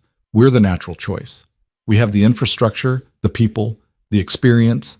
Let us absorb your operations peacefully, and everyone walks away happy. Except I'm dismantling my operations, not handing them over. Which is wasteful and stupid, Leo interjected. You've built something valuable. Why destroy it? Because it's built on blood, Dominic said quietly, and I'm done adding to the body count. The table fell silent. Even the ambient noise of the restaurant seemed to fade as Anthony studied Dominic with eyes that had seen everything the world had to offer and found most of it wanting. You've changed, Anthony said finally. The Dominic Vale I knew 6 months ago wouldn't have said that. Wouldn't have even thought it. What happened? Dominic considered lying, deflecting, keeping his private life private. But Isabella's words echoed in his head. No more lies. I'm going to be a father, he said simply. Anthony's eyebrows rose. Leo looked genuinely shocked. A father, Anthony repeated. Well, that is unexpected. He refilled his wine glass slowly, deliberately. Does this child's mother know what you are? She knows. That's why she left. And now you're trying to win her back by becoming someone different. Anthony nodded slowly. I understand. Family changes everything. My own daughter. He stopped himself, old pain flickering across his face. Family is what matters in the end. Money, power, respect. None of it means anything when you're lying in a hospital bed and you realize the people you love won't come see you because of what you've done. I'm sorry about Maria, Dominic said, meaning it. Anthony's daughter had cut ties with her father 5 years ago after learning the truth about the family business. She'd changed her name, moved across the country, refused all contact. It was an open wound that had never healed. Don't be sorry, Anthony said quietly. Be smart. Learn from my mistakes. He leaned back in the booth. Here's what I'm going to do.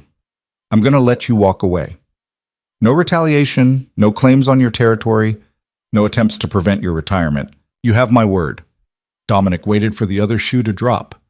In exchange, Anthony continued, you're going to give me everything you have on Victor Cade. I've already given that to the feds. I know. I'm asking for a copy before you do. Anthony's smile turned sharp. Victor's been expanding aggressively into territories that should be neutral. He's getting bold, taking risks, making enemies. I want him gone, but I want him gone quietly. If you give me what you have on him, I can make that happen without it turning into a war. And the feds? Dominic asked. We'll get their evidence, just not all of it. Anthony shrugged. There's enough to prosecute him either way. I'm just asking for the chance to handle it internally first. It was a dangerous offer. Copying federal evidence for a crime family wasn't just illegal. It was the kind of thing that could invalidate Dominic's entire cooperation agreement. Tomorrow night, Anthony replied. After tomorrow night, Anthony replied. After that, my offer expires and you're on your own, which means if Victor decides to retaliate against you or your family, we won't intervene. That sounds like a threat. It's a statement of fact. Anthony's voice hardened slightly. The moment you step out of the life, you lose the protection that comes with it. Your enemies will still exist, but your allies won't. So yes, if Victor comes after your woman or your child and you've rejected my help, we'll do what we've always done. Stay out of it and wait to see who wins. Dominic's jaw tightened. I don't respond well to pressure, Anthony. I'm not pressuring you. I'm explaining reality. The older man finished his wine and stood. You want to be a better man for your daughter? Admirable. But being better doesn't mean being stupid. Take the help I'm offering. Protect your family the smart way. He left then, Leo following behind him like a shadow. Dominic sat alone in the booth, staring at his untouched wine and trying to figure out which choice would cost him less. His phone buzzed. A text from Isabella. Are you coming to the safe house tonight? He typed back, yes. Few hours. Her response was immediate. She's kicking again. Thought you'd want to know. Something in Dominic's chest loosened. He typed, save some for me. added a heart emoji, he would have mocked himself for using 6 months ago and left the restaurant. The safe house was in a quiet suburb 40 minutes outside the city, the kind of neighborhood where people mowed their lawns on Saturdays and knew their neighbors' names. It was as far from Dominic's world as possible, which was exactly the point. Marcus met him at the door looking exhausted. "She tried to leave twice today," Marcus said without preamble. Dominic closed his eyes briefly. "What happened?" "First time, she got as far as the driveway before James stopped her, said she was going to the drugstore.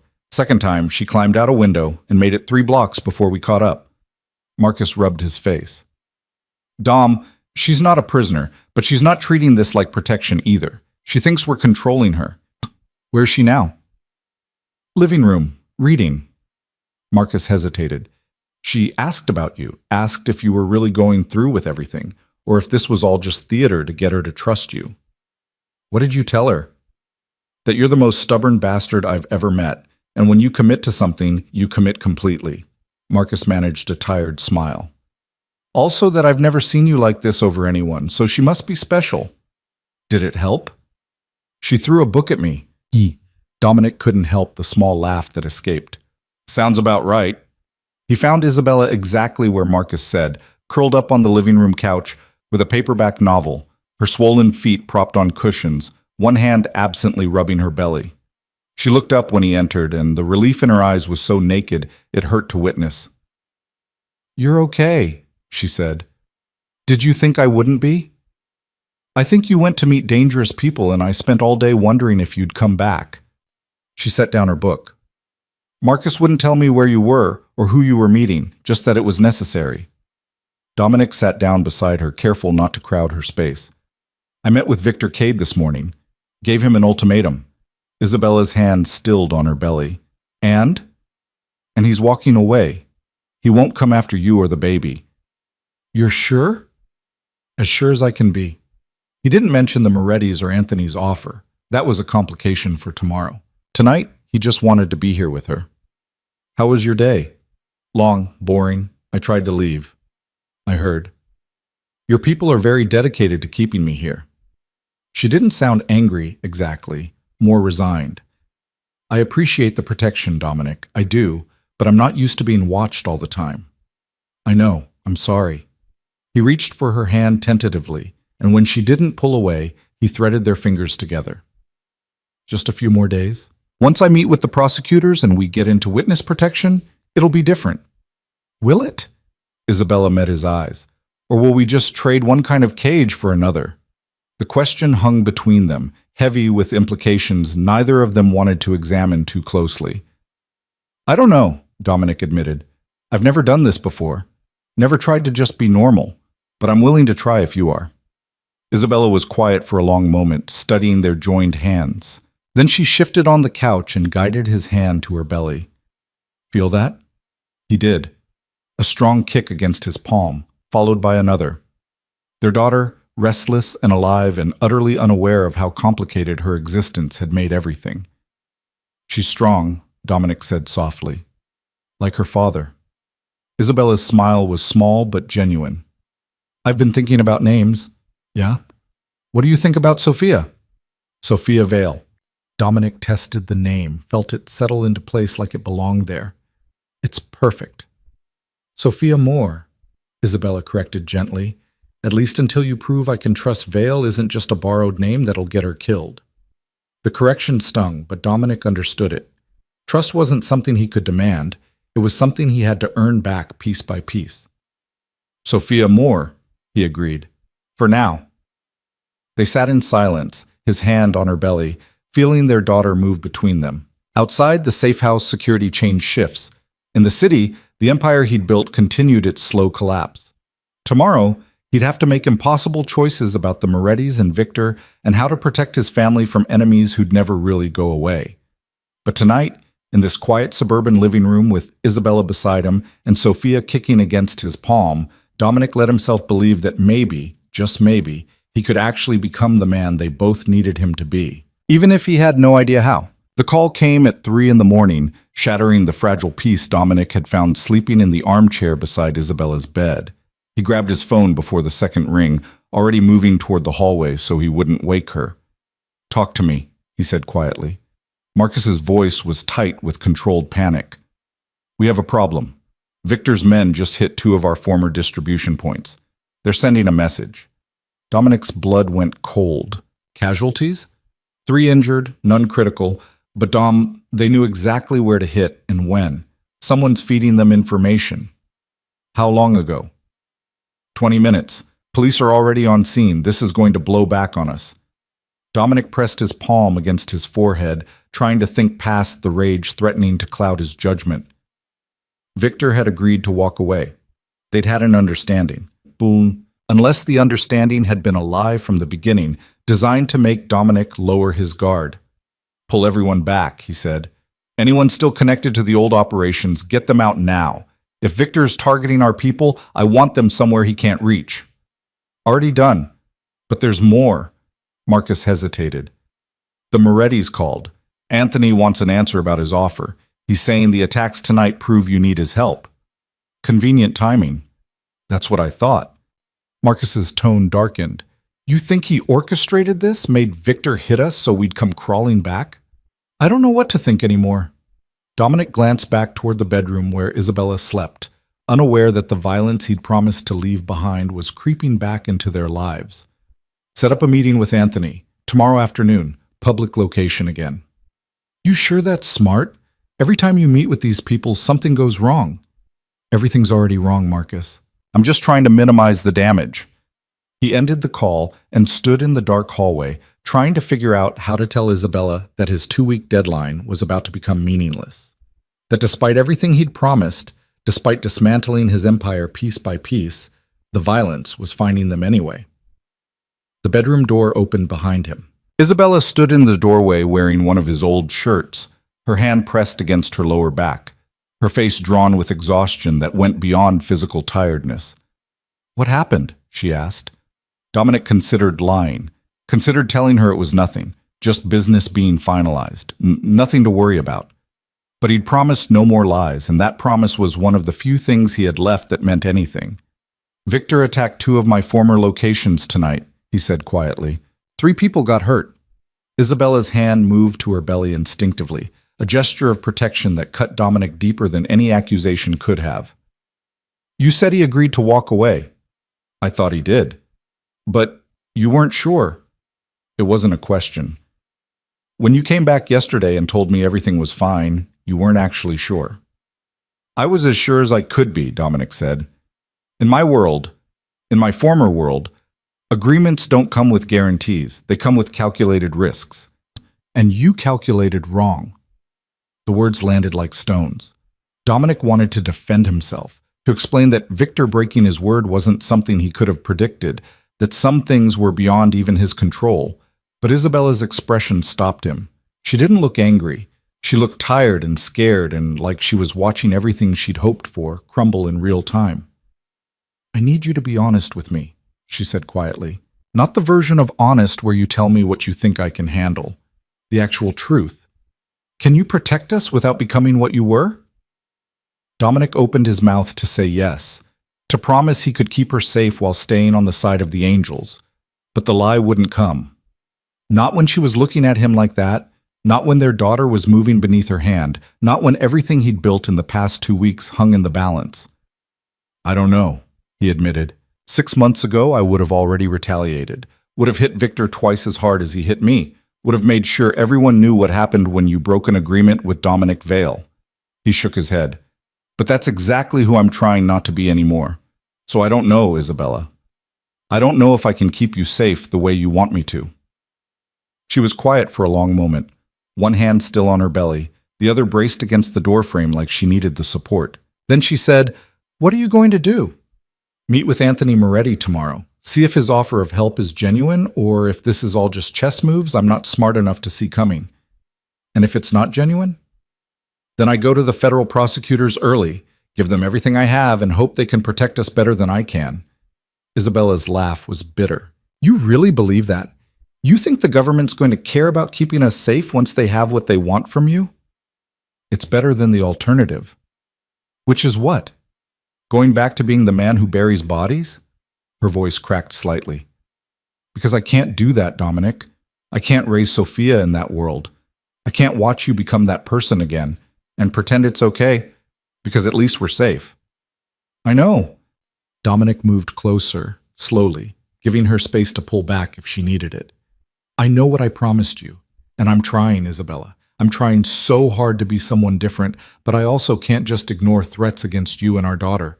There has to be a middle ground somewhere between who I was and who you need me to be. Maybe there isn't, Isabella whispered. Maybe some people are just too broken to fix. The words hit like a physical blow. Dominic felt something crack inside his chest, felt the careful hope he'd been building for 2 weeks start to crumble. Is that what you think? He asked quietly. That I'm too broken? I think you're trying. Isabella's eyes were bright with unshed tears. I think you want to change, but I also think the world you built won't let you. Every time you try to step away, it pulls you back. And eventually, you're going to have to choose between protecting us the only way you know how or becoming someone you're not sure you can be. I choose you, Dominic said immediately. I choose Sophia, whatever it takes. Even if it means letting us go? The question hung between them like a blade. Dominic wanted to say no, wanted to refuse even the possibility of a world where he wasn't part of their lives. But Isabella was looking at him with an expression that was almost pleading, like she was begging him to understand something he couldn't quite grasp. If keeping you safe means walking away completely, he said slowly, if it means disappearing from your lives so Victor and the Morettis and everyone else have no reason to target you. His throat tightened. Then yes, even that. Isabella's tears spilled over then. She moved toward him suddenly, closing the distance between them, and Dominic caught her carefully, mindful of her belly, holding her while she cried against his chest. I don't want you to go, she said between sobs. I want you to stay. I want Sophia to know her father. I want us to be a family. But I'm so scared, Dominic. I'm so scared that wanting those things is going to get us all killed. It won't, Dominic promised, even though he had no way of guaranteeing it. I won't let it. Whatever I have to do, whoever I have to become, I will keep you both safe. They stood like that for a long time, Isabella crying quietly while Dominic held her and tried to figure out how to be both the protector she needed and the reformed man she deserved. Outside, the pre-dawn darkness was just beginning to lighten. In a few hours, he'd meet with Anthony and try to navigate whatever game the Morettis were playing. After that, he'd go to the federal prosecutors and burn the rest of his bridges. And somehow, in between all of that, he had to find a way to end this without becoming the monster he'd spent 2 weeks trying to leave behind. The meeting with Anthony Moretti took place in a park this time, which was either a sign of good faith or an excellent location for an ambush. Dominic arrived with Marcus and 2 other men he trusted, though trust was becoming an increasingly relative term. Anthony was already there, feeding pigeons near a fountain, looking like someone's kindly grandfather rather than the head of a crime family. He smiled when he saw Dominic approaching. Beautiful morning, Anthony said conversationally. My wife loves this park, says it reminds her of Italy. Let's skip the pleasantries, Dominic said. Did you orchestrate the attacks last night? Anthony's smile didn't falter, but something cold flickered in his eyes. You think I'd waste my time hitting abandoned distribution points just to make a point? Give me more credit, Dominic. Then Victor did it on his own. Victor did exactly what I told you he'd do. Anthony scattered more birdseed. He's volatile, unpredictable, and he doesn't respect agreements unless they benefit him immediately. That's why I'm offering to handle him for you. In exchange for information you shouldn't have. In exchange for ensuring your family's safety. Anthony turned to face him fully. Let me be very clear about something. I don't particularly care about you, Dominic. You've been a competitor and occasionally an irritation, but we've coexisted well enough. What I care about is stability. Victor threatens that stability. You leaving the business threatens it more. So I'm proposing a solution that solves both problems. By eliminating Victor.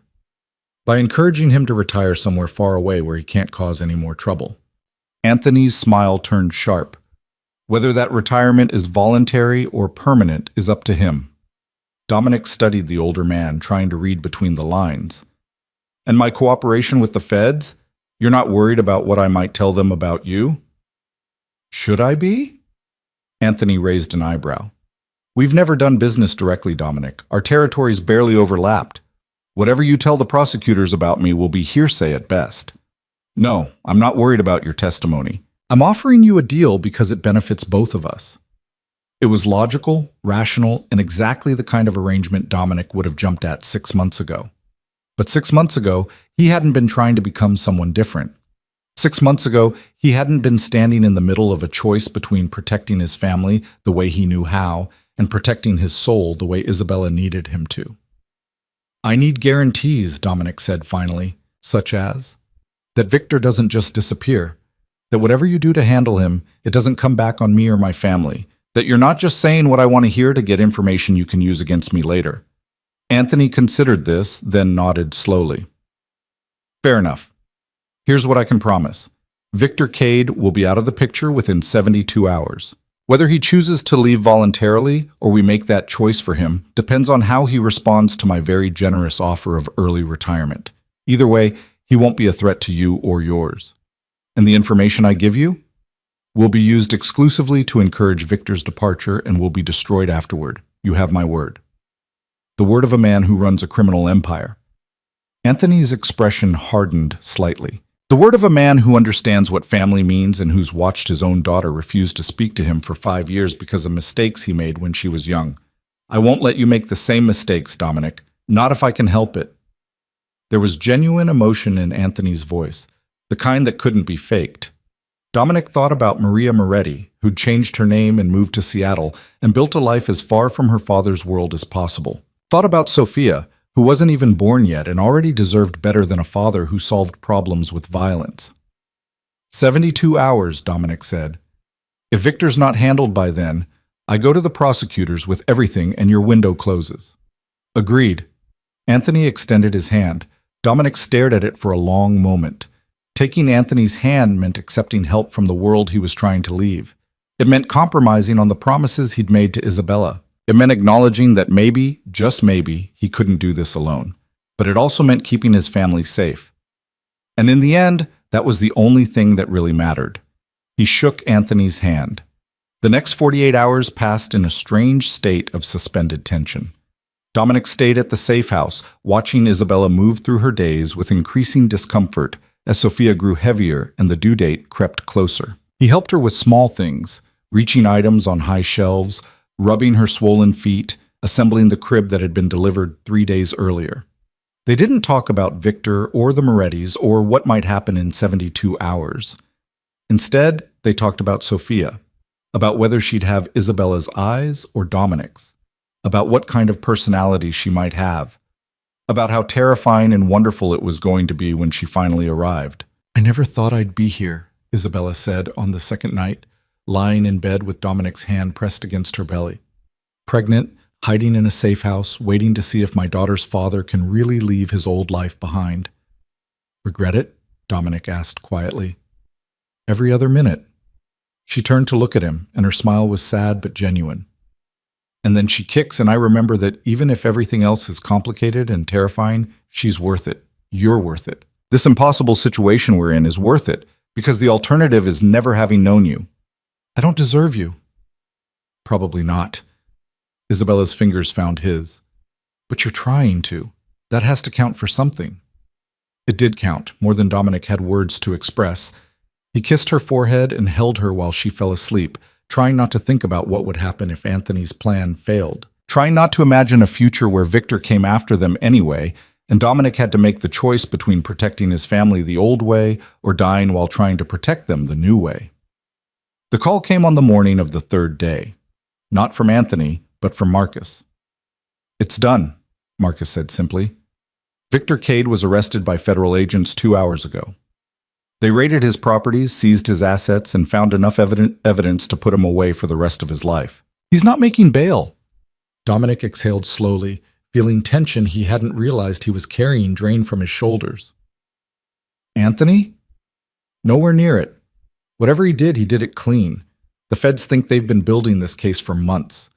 There's no connection to the Morettis, no connection to you, just good old-fashioned law enforcement doing their job. And Victor's people? Scattering. Without their boss, the organization's falling apart. No one's looking for revenge or trying to hold territory. They're just trying to disappear before the feds come for them, too. It was over. Victor was neutralized. The threat to Isabella and Sophia was gone, and Dominic hadn't had to pull a trigger or give an order or become the man he was trying to leave behind. It should have felt like victory. Instead, it felt like compromise. "There's more," Marcus said carefully. Anthony sent a message. He says you're clear. No debts, no obligations, no expectations. He wishes you luck with your family and suggests you take that witness protection deal sooner rather than later. That's it? That's it. Marcus paused. Dom, I think he really did this as a favor. I think he actually cares about you getting out. Dominic thought about Anthony's face when he'd mentioned his daughter, about the grief and regret that had lived in his eyes, about how helping Dominic escape might be the closest Anthony could come to fixing his own mistakes. Tell him thank you, Dominic said quietly, and tell him I hope he finds a way to talk to Maria someday. Will do. Marcus hesitated again. What about us? What happens to the rest of your people once you're in witness protection? You're all released from any loyalty to me. I've made sure everyone has severance packages, clean breaks from the organization. You can walk away and build something legitimate if you want, or you can find someone else to work for. That's up to you. And if I want to keep working for you? There is no more me to work for, Dominic said. Dominic Vale is disappearing. Whatever name I end up with in witness protection, that person won't have an empire or people or anything except a family to protect. You deserve better than following a ghost, Marcus. His oldest friend was quiet for a long moment. When he spoke again, his voice was rough. Been a hell of a ride, Dom. Yeah, it has. Dominic's throat tightened. Take care of yourself, Marcus. Find something that makes you happy. You've earned it. You too, brother. You too.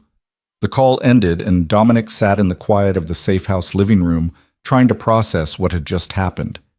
In 72 hours, he'd gone from crime boss to civilian, from Dominic Vale to whoever he'd become in witness protection, from a man with an empire to a man with just a family. It should have felt like loss. Instead, it felt like possibility. Isabella found him an hour later, still sitting in the same spot, staring at nothing.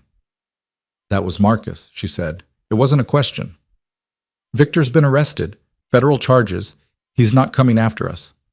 Relief flooded Isabella's face so completely that Dominic could actually see the tension leave her body. Victor? Yes.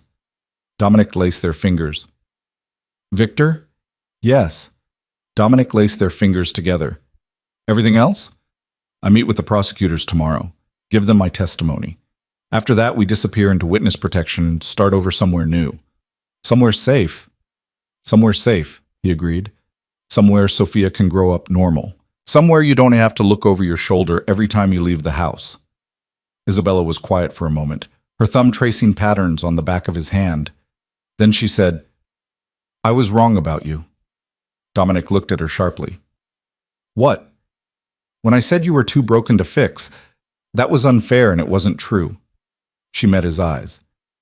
You're not broken, Dominic. You're just someone who was shaped by circumstances that demanded you become hard and dangerous to survive. But that's not all you are. These past 2 weeks, watching you dismantle everything you built, watching you try so hard to become someone different, that's who you really are. Someone who loves so deeply, you're willing to destroy your whole world to protect it. Isabella, but I'm not finished. She squeezed his hand. I want you to be there when Sophia's born.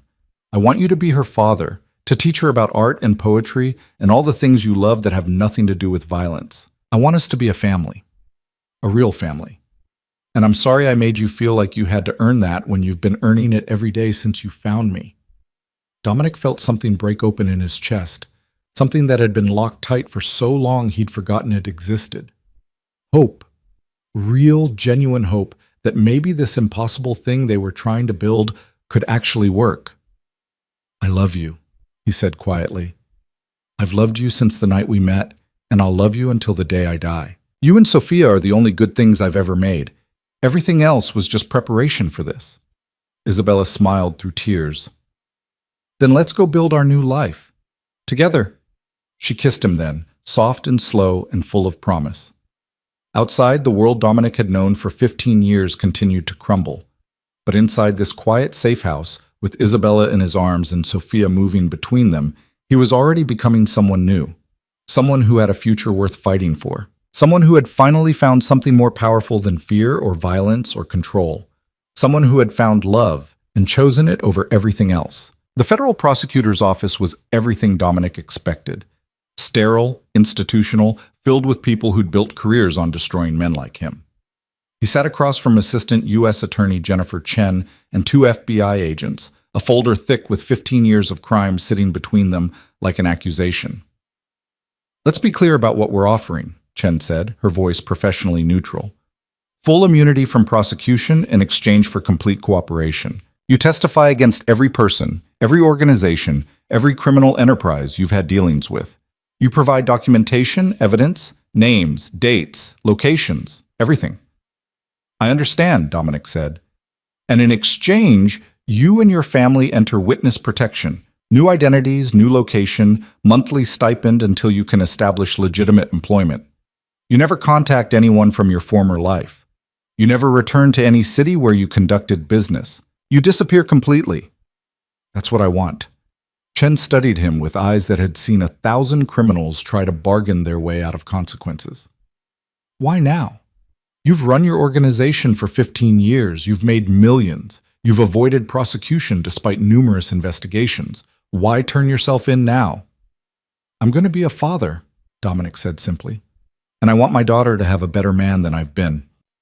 One of the FBI agents snorted softly, like he'd heard that line before and didn't believe it. Chen silenced him with a look. "Your daughter's mother," she said, consulting a file. "Isabella Rossi, also known as Isabella Moore. She left you 7 months ago when she discovered she was pregnant. She's been living under an assumed name, paying cash for everything, avoiding any digital footprint. Why would she trust you now?" "Because I've spent the past 2 weeks proving I can change." "And have you?" Chen leaned forward.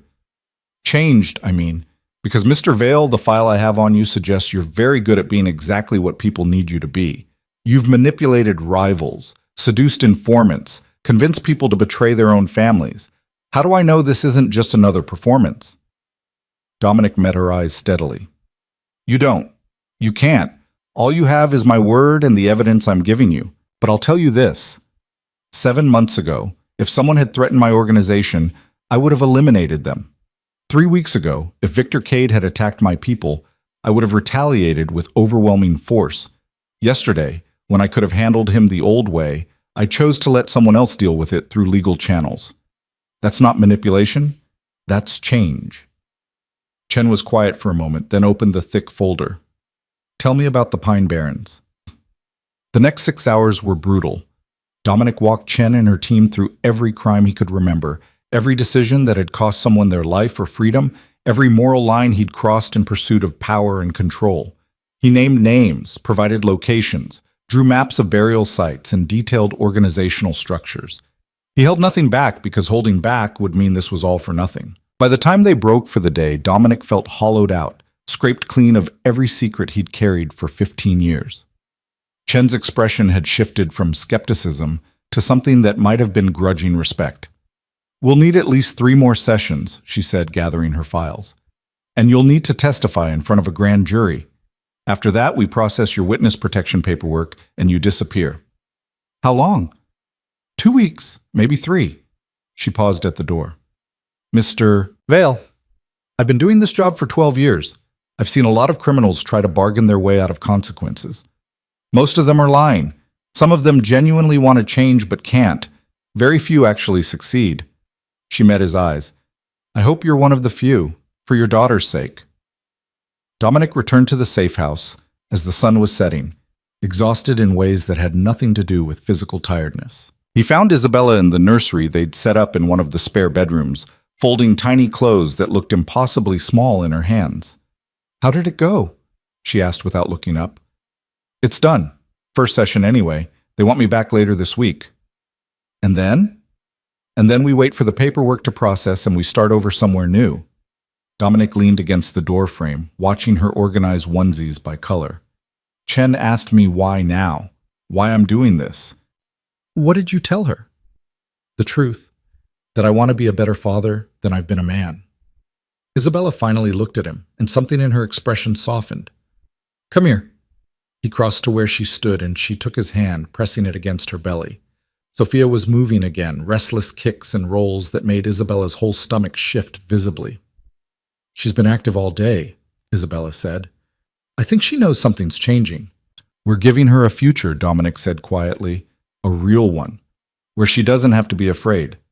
Where we don't have to be afraid, Isabella corrected. She turned to face him fully. I've been thinking about what happens after. After witness protection, after we disappear, after we become whoever we're going to be. What kind of life do we build? Whatever kind you want. I want normal. She said it fiercely, like she was afraid he might argue. I want a house with a yard where Sophia can play. I want neighbors who invite us to barbecues and don't wonder why we're so private. I want you to have a job that doesn't require security or weapons or looking over your shoulder. I want boring and safe and so ordinary it's almost tedious. Dominic smiled despite himself. I can do boring. Can you? Isabella searched his face. Because I need you to understand what you're giving up. Not just the power and money, but the control, the certainty. You've spent 15 years being the most dangerous person in any room. Can you really be okay with being just another father at the playground, just another guy at the hardware store? I don't know, Dominic admitted. But I want to find out. I want to discover who I am when I'm not Dominic Vale. When I'm just Sophia's father and your husband and someone who has to figure out how to assemble furniture and pay mortgages and all the mundane things that make up a real life. Your husband? Isabella raised an eyebrow. Dominic realized what he'd said and felt heat rise in his face. If you'll have me. Eventually. When we're settled and safe and you're sure I'm not going to revert back to who I was. Ask me again in a year, Isabella said, but she was smiling. Ask me when we've made it through Sophia's first birthday and you haven't once tried to solve a problem with violence. Ask me when you've proven that this person you're becoming is permanent. I will. He kissed her forehead. I'll ask you every day until you say yes. They stood like that for a long moment, surrounded by the evidence of the life they were building. The crib Dominic had assembled 3 days ago. The mobile Isabella had chosen with stars and moons. The rocking chair that would hold countless midnight feedings. It was so different from anything Dominic had ever known that it felt almost surreal. But it also felt right in a way nothing else ever had. The contraction started 2 weeks later, 3 weeks before Sophia's due date. Isabella woke Dominic at 4 a.m, her face pale and drawn, one hand pressed low on her belly. Something's wrong, she said quietly. The pain. It's different than Braxton Hicks. Sharper. More regular. Dominic was out of bed immediately, pulling on clothes and calling for the security detail. How far apart? 7 minutes? Maybe 8. Isabella gasped as another contraction hit, gripping the edge of the dresser until it passed. Dominic, it's too early. She's not supposed to come yet. It'll be okay, he said, trying to keep his voice calm even as fear clawed at his chest. 3 weeks early is safe. Babies are born early all the time. But he was thinking about everything that could go wrong, thinking about how small and fragile Sophia would be, thinking about how Isabella had been under constant stress for months and how that might affect the delivery, thinking about all the ways this beautiful, impossible thing they'd built could still fall apart. The drive to the hospital was a blur. Isabella's contractions were getting closer together, 5 minutes apart and then 4, each one making her grip Dominic's hand hard enough to hurt. The security detail stayed close but discreet, understanding that this was one situation where their presence was both necessary and intrusive. The hospital staff moved efficiently once they understood Isabella was in preterm labor. Within an hour, she was in a delivery room, hooked up to monitors that tracked Sophia's heartbeat and Isabella's contractions, surrounded by doctors and nurses who spoke in calm, professional voices about cervical dilation and fetal positioning. Dominic stayed by Isabella's side, holding her hand through contractions that got progressively worse, wiping sweat from her forehead, murmuring reassurances he wasn't sure he believed. Mr. Vale, one of the nurses said quietly, pulling him aside while Isabella dozed between contractions. The doctor wants you to know that because the baby's coming early, there might be complications. Nothing we can't handle, but Sophia will likely need to spend some time in the NICU after delivery, just to make sure her lungs are fully developed. Dominic felt his stomach drop. How long? Could be a few days, could be a few weeks. It depends on how she does after birth.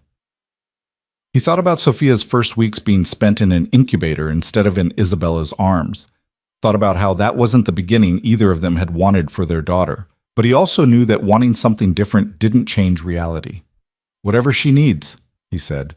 Whatever both of them need, just keep them safe. The nurse squeezed his shoulder. We will. You're doing great, by the way. A lot of fathers fall apart in situations like this. I've had practice keeping it together when everything's falling apart, Dominic said without thinking, then realized how that sounded. Different context, though. The nurse gave him an odd look but didn't press. Dominic returned to Isabella's side just as another contraction hit, this one strong enough to make her cry out.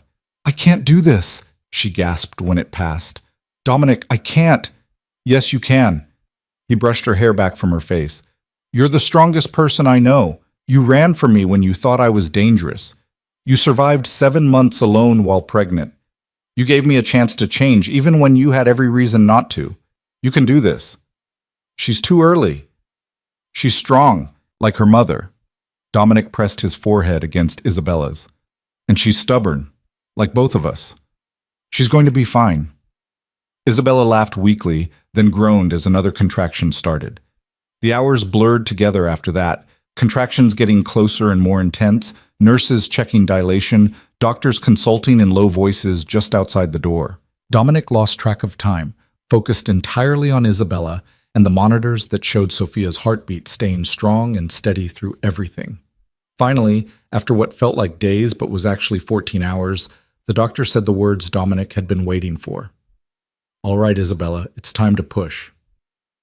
What followed was the most terrifying and awe-inspiring 30 minutes of Dominic's life. Watching Isabella fight through exhaustion and pain to bring their daughter into the world. Watching her transform from the woman he'd fallen in love with into someone even stronger and more fierce. Watching her choose life and hope over fear, over and over again with each push. And then, suddenly, there was crying. Not Isabella's crying or Dominic's, though his eyes were wet and he wasn't ashamed to admit it. Sophia's crying. High and thin and indignant, the sound of someone who'd been warm and comfortable and was now cold and exposed and very upset about it. It's a girl, the doctor said unnecessarily, and there was warmth in her voice that suggested she never got tired of this moment. 5 pounds, 4 ounces, small but healthy, good strong lungs. Dominic caught a glimpse of Sophia as they cleaned her, impossibly tiny, with a shock of dark hair and a face scrunched up in outrage at the world she'd just entered. Then the NICU team was taking her, moving quickly but not frantically, explaining that they needed to check her breathing and make sure everything was developing properly. Can I? Isabella reached out weakly, and Dominic saw the devastation on her face at having her daughter taken away immediately. Just for a minute, one of the NICU nurses said kindly.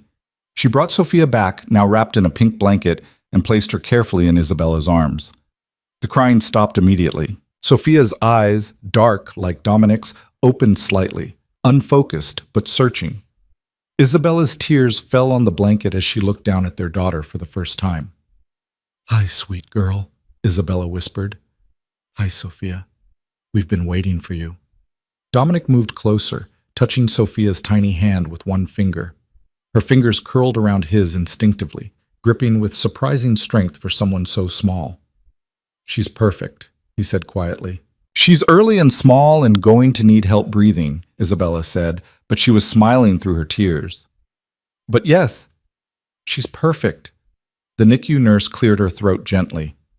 I'm sorry, but we really do need to take her now. You can visit in an hour once we have her stabilized. Isabella kissed Sophia's forehead and reluctantly let them take her. The moment their daughter was gone, she collapsed back against the pillows, looking utterly exhausted. You were amazing, Dominic said, taking her hand. I was terrified. You were both. He kissed her knuckles. But you did it anyway. You brought our daughter into the world. Isabella's smile was tired but genuine. Our daughter. That's going to take some getting used to. We have time. Dominic sat beside her bed, still holding her hand. We have all the time in the world now.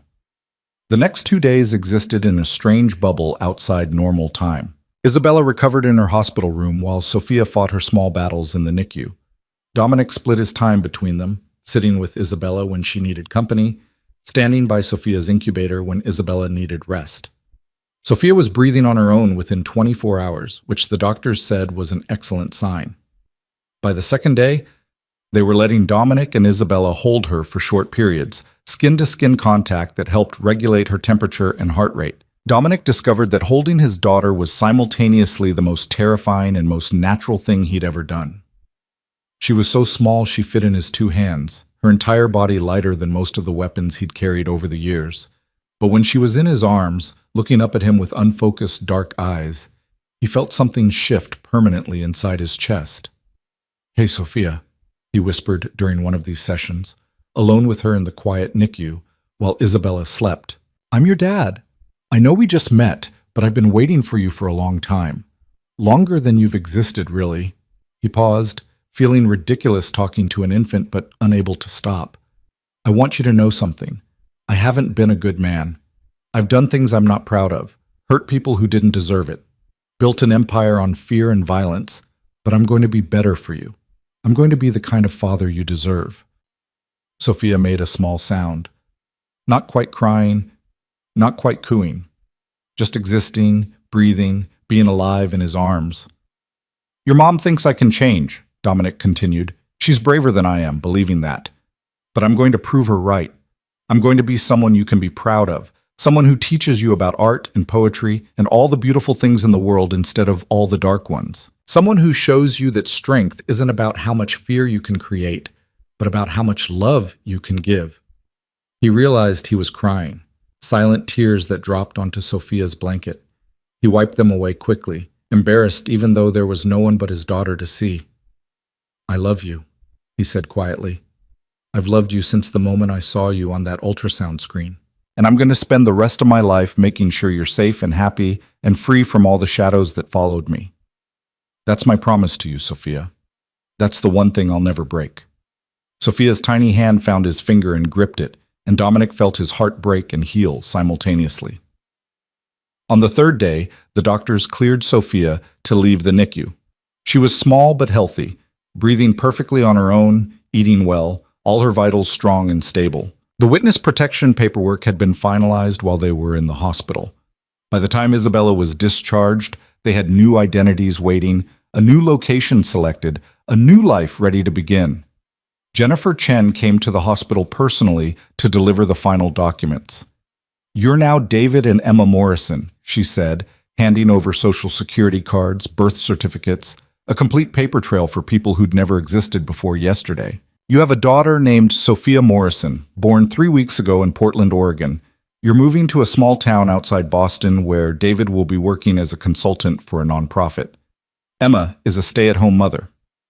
Dominic, now David, studied the documents that represented his entire future.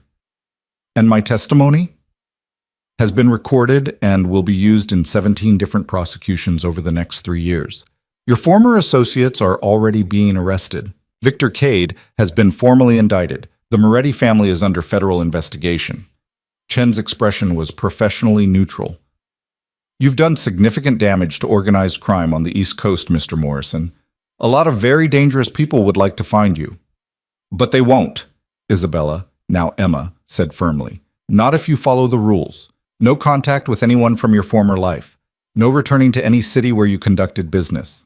No using your real names or revealing your past." Chen looked between them. "If you break any of these rules, you're on your own. We can't protect you if you expose yourselves." "We understand," David said. Chen nodded, then surprised them both by offering her hand. "Good luck, Mr. Morrison, both of you. And Sophia," she glanced at the baby sleeping in Isabella's arms. "She's lucky to have parents who love her enough to give up everything for her safety." After Chen left, David and Isabella, David and Emma now, they had to remember, sat in the quiet hospital room looking at their new identities. "David Morrison," Isabella said, testing the name. "It's so normal." "That's the point," David smiled slightly. "No one's going to look twice at David Morrison, nonprofit consultant. He's boring, forgettable, exactly what we need." "And Emma Morrison?" is the most extraordinary person who ever existed, even if the rest of the world doesn't know it. He took her hand. Are you ready for this? Really ready? Because once we walk out of this hospital as the Morrisons, we can never go back to being who we were. Isabella looked down at Sophia, then back at David. I've been ready since the moment I left. I just needed you to catch up. They left the hospital 3 hours later, walking out as a family for the first time. No security detail, no armed guards, no one watching to make sure they weren't followed. Just two parents and their newborn daughter heading toward a future that was uncertain, but finally, blessedly free. The town they'd been assigned was called Riverside, a small community 40 minutes outside Boston, where the biggest news was usually about high school football scores and town council meetings. The house waiting for them was modest, 3 bedrooms, a small yard, neighbors close enough to wave to but far enough away to maintain privacy. David spent the first week learning to be someone he'd never been before. He changed diapers and mixed formula and walked Sophia around the house at 3 in the morning when she couldn't sleep. He assembled furniture and grocery shopped and introduced himself to neighbors as David Morrison, nonprofit consultant. Pleased to meet you. It was exhausting and awkward, and nothing like ruling an empire. It was also the happiest he'd ever been. Emma thrived in ways David hadn't expected. She made friends with other mothers at the park, joined a book club, started talking about maybe taking art classes once Sophia was older. She laughed more, smiled more, moved through the world without the constant vigilance that had defined her previous 7 months. And Sophia grew. Week by week, she got stronger and bigger and more present. Her eyes stayed dark like David's, but developed the same intelligence and intensity as Emma's. Her personality emerged, stubborn, curious, quick to laugh, but also quick to let you know when she was unhappy.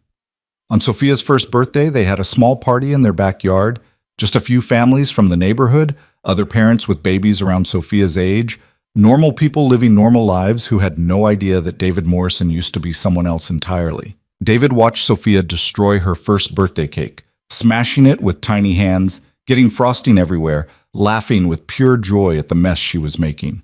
Emma stood beside him, her hand finding his, both of them sharing a moment of perfect gratitude for everything they'd survived to get here. She's never going to know, Emma said quietly, about who you were, about what we ran from. She's just going to know this life. Is that wrong? David asked. Keeping it from her? No. Emma squeezed his hand. It's a gift. The greatest gift we can give her, a childhood untouched by our mistakes. That night, after the guests had left and Sophia was asleep in her crib, David found Emma in the living room looking at old photos, not physical ones, since those had all been destroyed, but memories captured only in her mind. What are you thinking about? He asked. About how different everything is from what I imagined a year ago. She turned to face him. When I left, I thought I'd raise her alone. Thought I'd spend my whole life looking over my shoulder, wondering if you'd find us. Never imagined we'd end up here. Together, safe. Do you miss it sometimes? David asked. Your old life, before me, before all of this? Sometimes I miss the simplicity of it, of being just Isabella, gallery assistant, no complications. Emma smiled.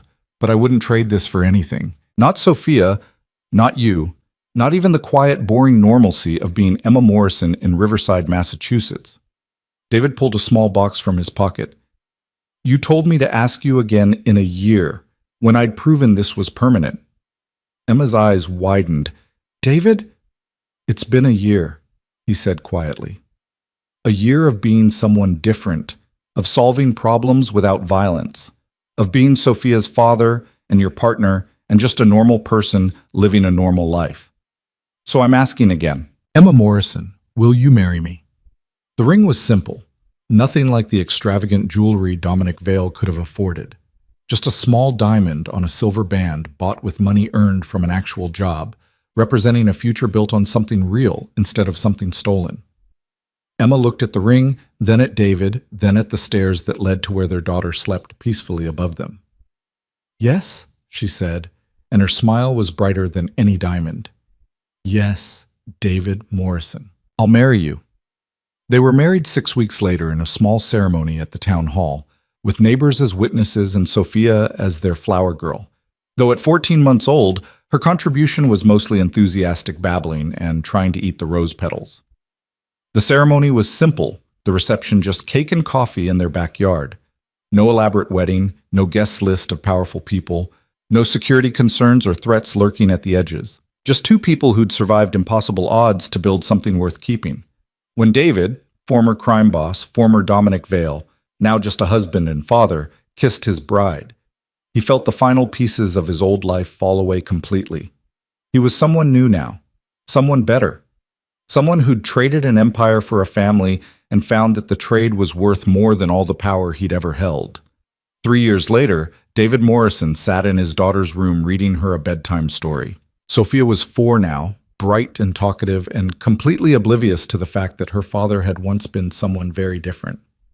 "Daddy," she said, interrupting the story about a princess and a dragon, "why don't we have a big family like Emma's family?" Emma's friend from the book club, not his wife, Sophia had taken to calling her mother by her first name at 3, and they decided to let it be charming instead of correcting it.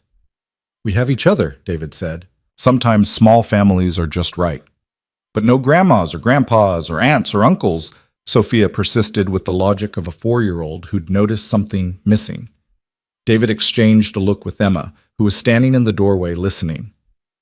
"Some families are made of people who chose each other instead of being born together," Emma said, coming to sit on the other side of Sophia's bed. "And those families can be just as special." "Like you and Daddy chose each other?" "Exactly like that." Sophia seemed satisfied with this answer. She snuggled deeper under her covers, clutching the stuffed rabbit that had been her constant companion since she was 6 months old. "Love you, Daddy," she mumbled, already half asleep. "Love you too, sweetheart." David kissed her forehead and stood, leaving the nightlight on because Sophia didn't like complete darkness. In the hallway outside their daughter's room, Emma took his hand. "Do you ever wonder what happened to them?" she asked quietly. "Marcus, Anthony, all the people from before?" "Sometimes," David admitted, "but not as much as I used to. That life feels like it happened to someone else now." "It did." Emma pulled him toward their bedroom. "That person became you. Became the man who reads bedtime stories and goes to parent-teacher conferences and forgets to put the toilet seat down. I'm working on that last one." "I know you are." She kissed him softly. "And I love you for it. For all of it. For choosing us over everything else." That night, lying in bed with Emma asleep beside him, David thought about the journey that had brought them here. About the woman who'd vanished 7 months pregnant because she couldn't reconcile loving him with the things he'd done. About the man who'd dismantled an empire to prove he could be better. About the daughter who'd been born 3 weeks early and changed everything just by existing. He thought about Victor Cade, probably still in prison. About Anthony Moretti, hopefully finding some peace with his own daughter. About Marcus and all the others who'd scattered when the empire fell. But mostly, he thought about tomorrow. About taking Sophia to the park and watching Emma paint in the studio she'd set up in the garage, and making dinner and doing laundry and all the mundane, beautiful things that made up their life now. He'd traded everything for this. Every ounce of power, every connection, every piece of the identity he'd spent 15 years building, and he'd do it again in a heartbeat. Because this quiet house in Riverside, this woman beside him, this daughter sleeping down the hall, this was the empire that actually mattered. The only kingdom worth ruling was the one built on love instead of fear. David Morrison fell asleep with a smile on his face, finally at peace with who he'd become. Dominic Vale was dead. And in his place lived a man who'd discovered that the greatest power wasn't in controlling others, but in choosing, every single day, to be worthy of the family he'd been given. That was the real ending. Not in violence or dramatic confrontation, but in the simple, radical act of becoming someone new and staying that way. The woman who'd vanished had returned. The man who'd ruled through fear had learned to lead through love. And their daughter grew up never knowing the shadows that had almost consumed them both. Free to be just Sophia Morrison, beloved daughter, whose biggest challenge was convincing her parents to get her a puppy and whose greatest adventure was starting kindergarten in the fall. It was a happy ending built on the ruins of everything that came before. And it was exactly what they'd fought for.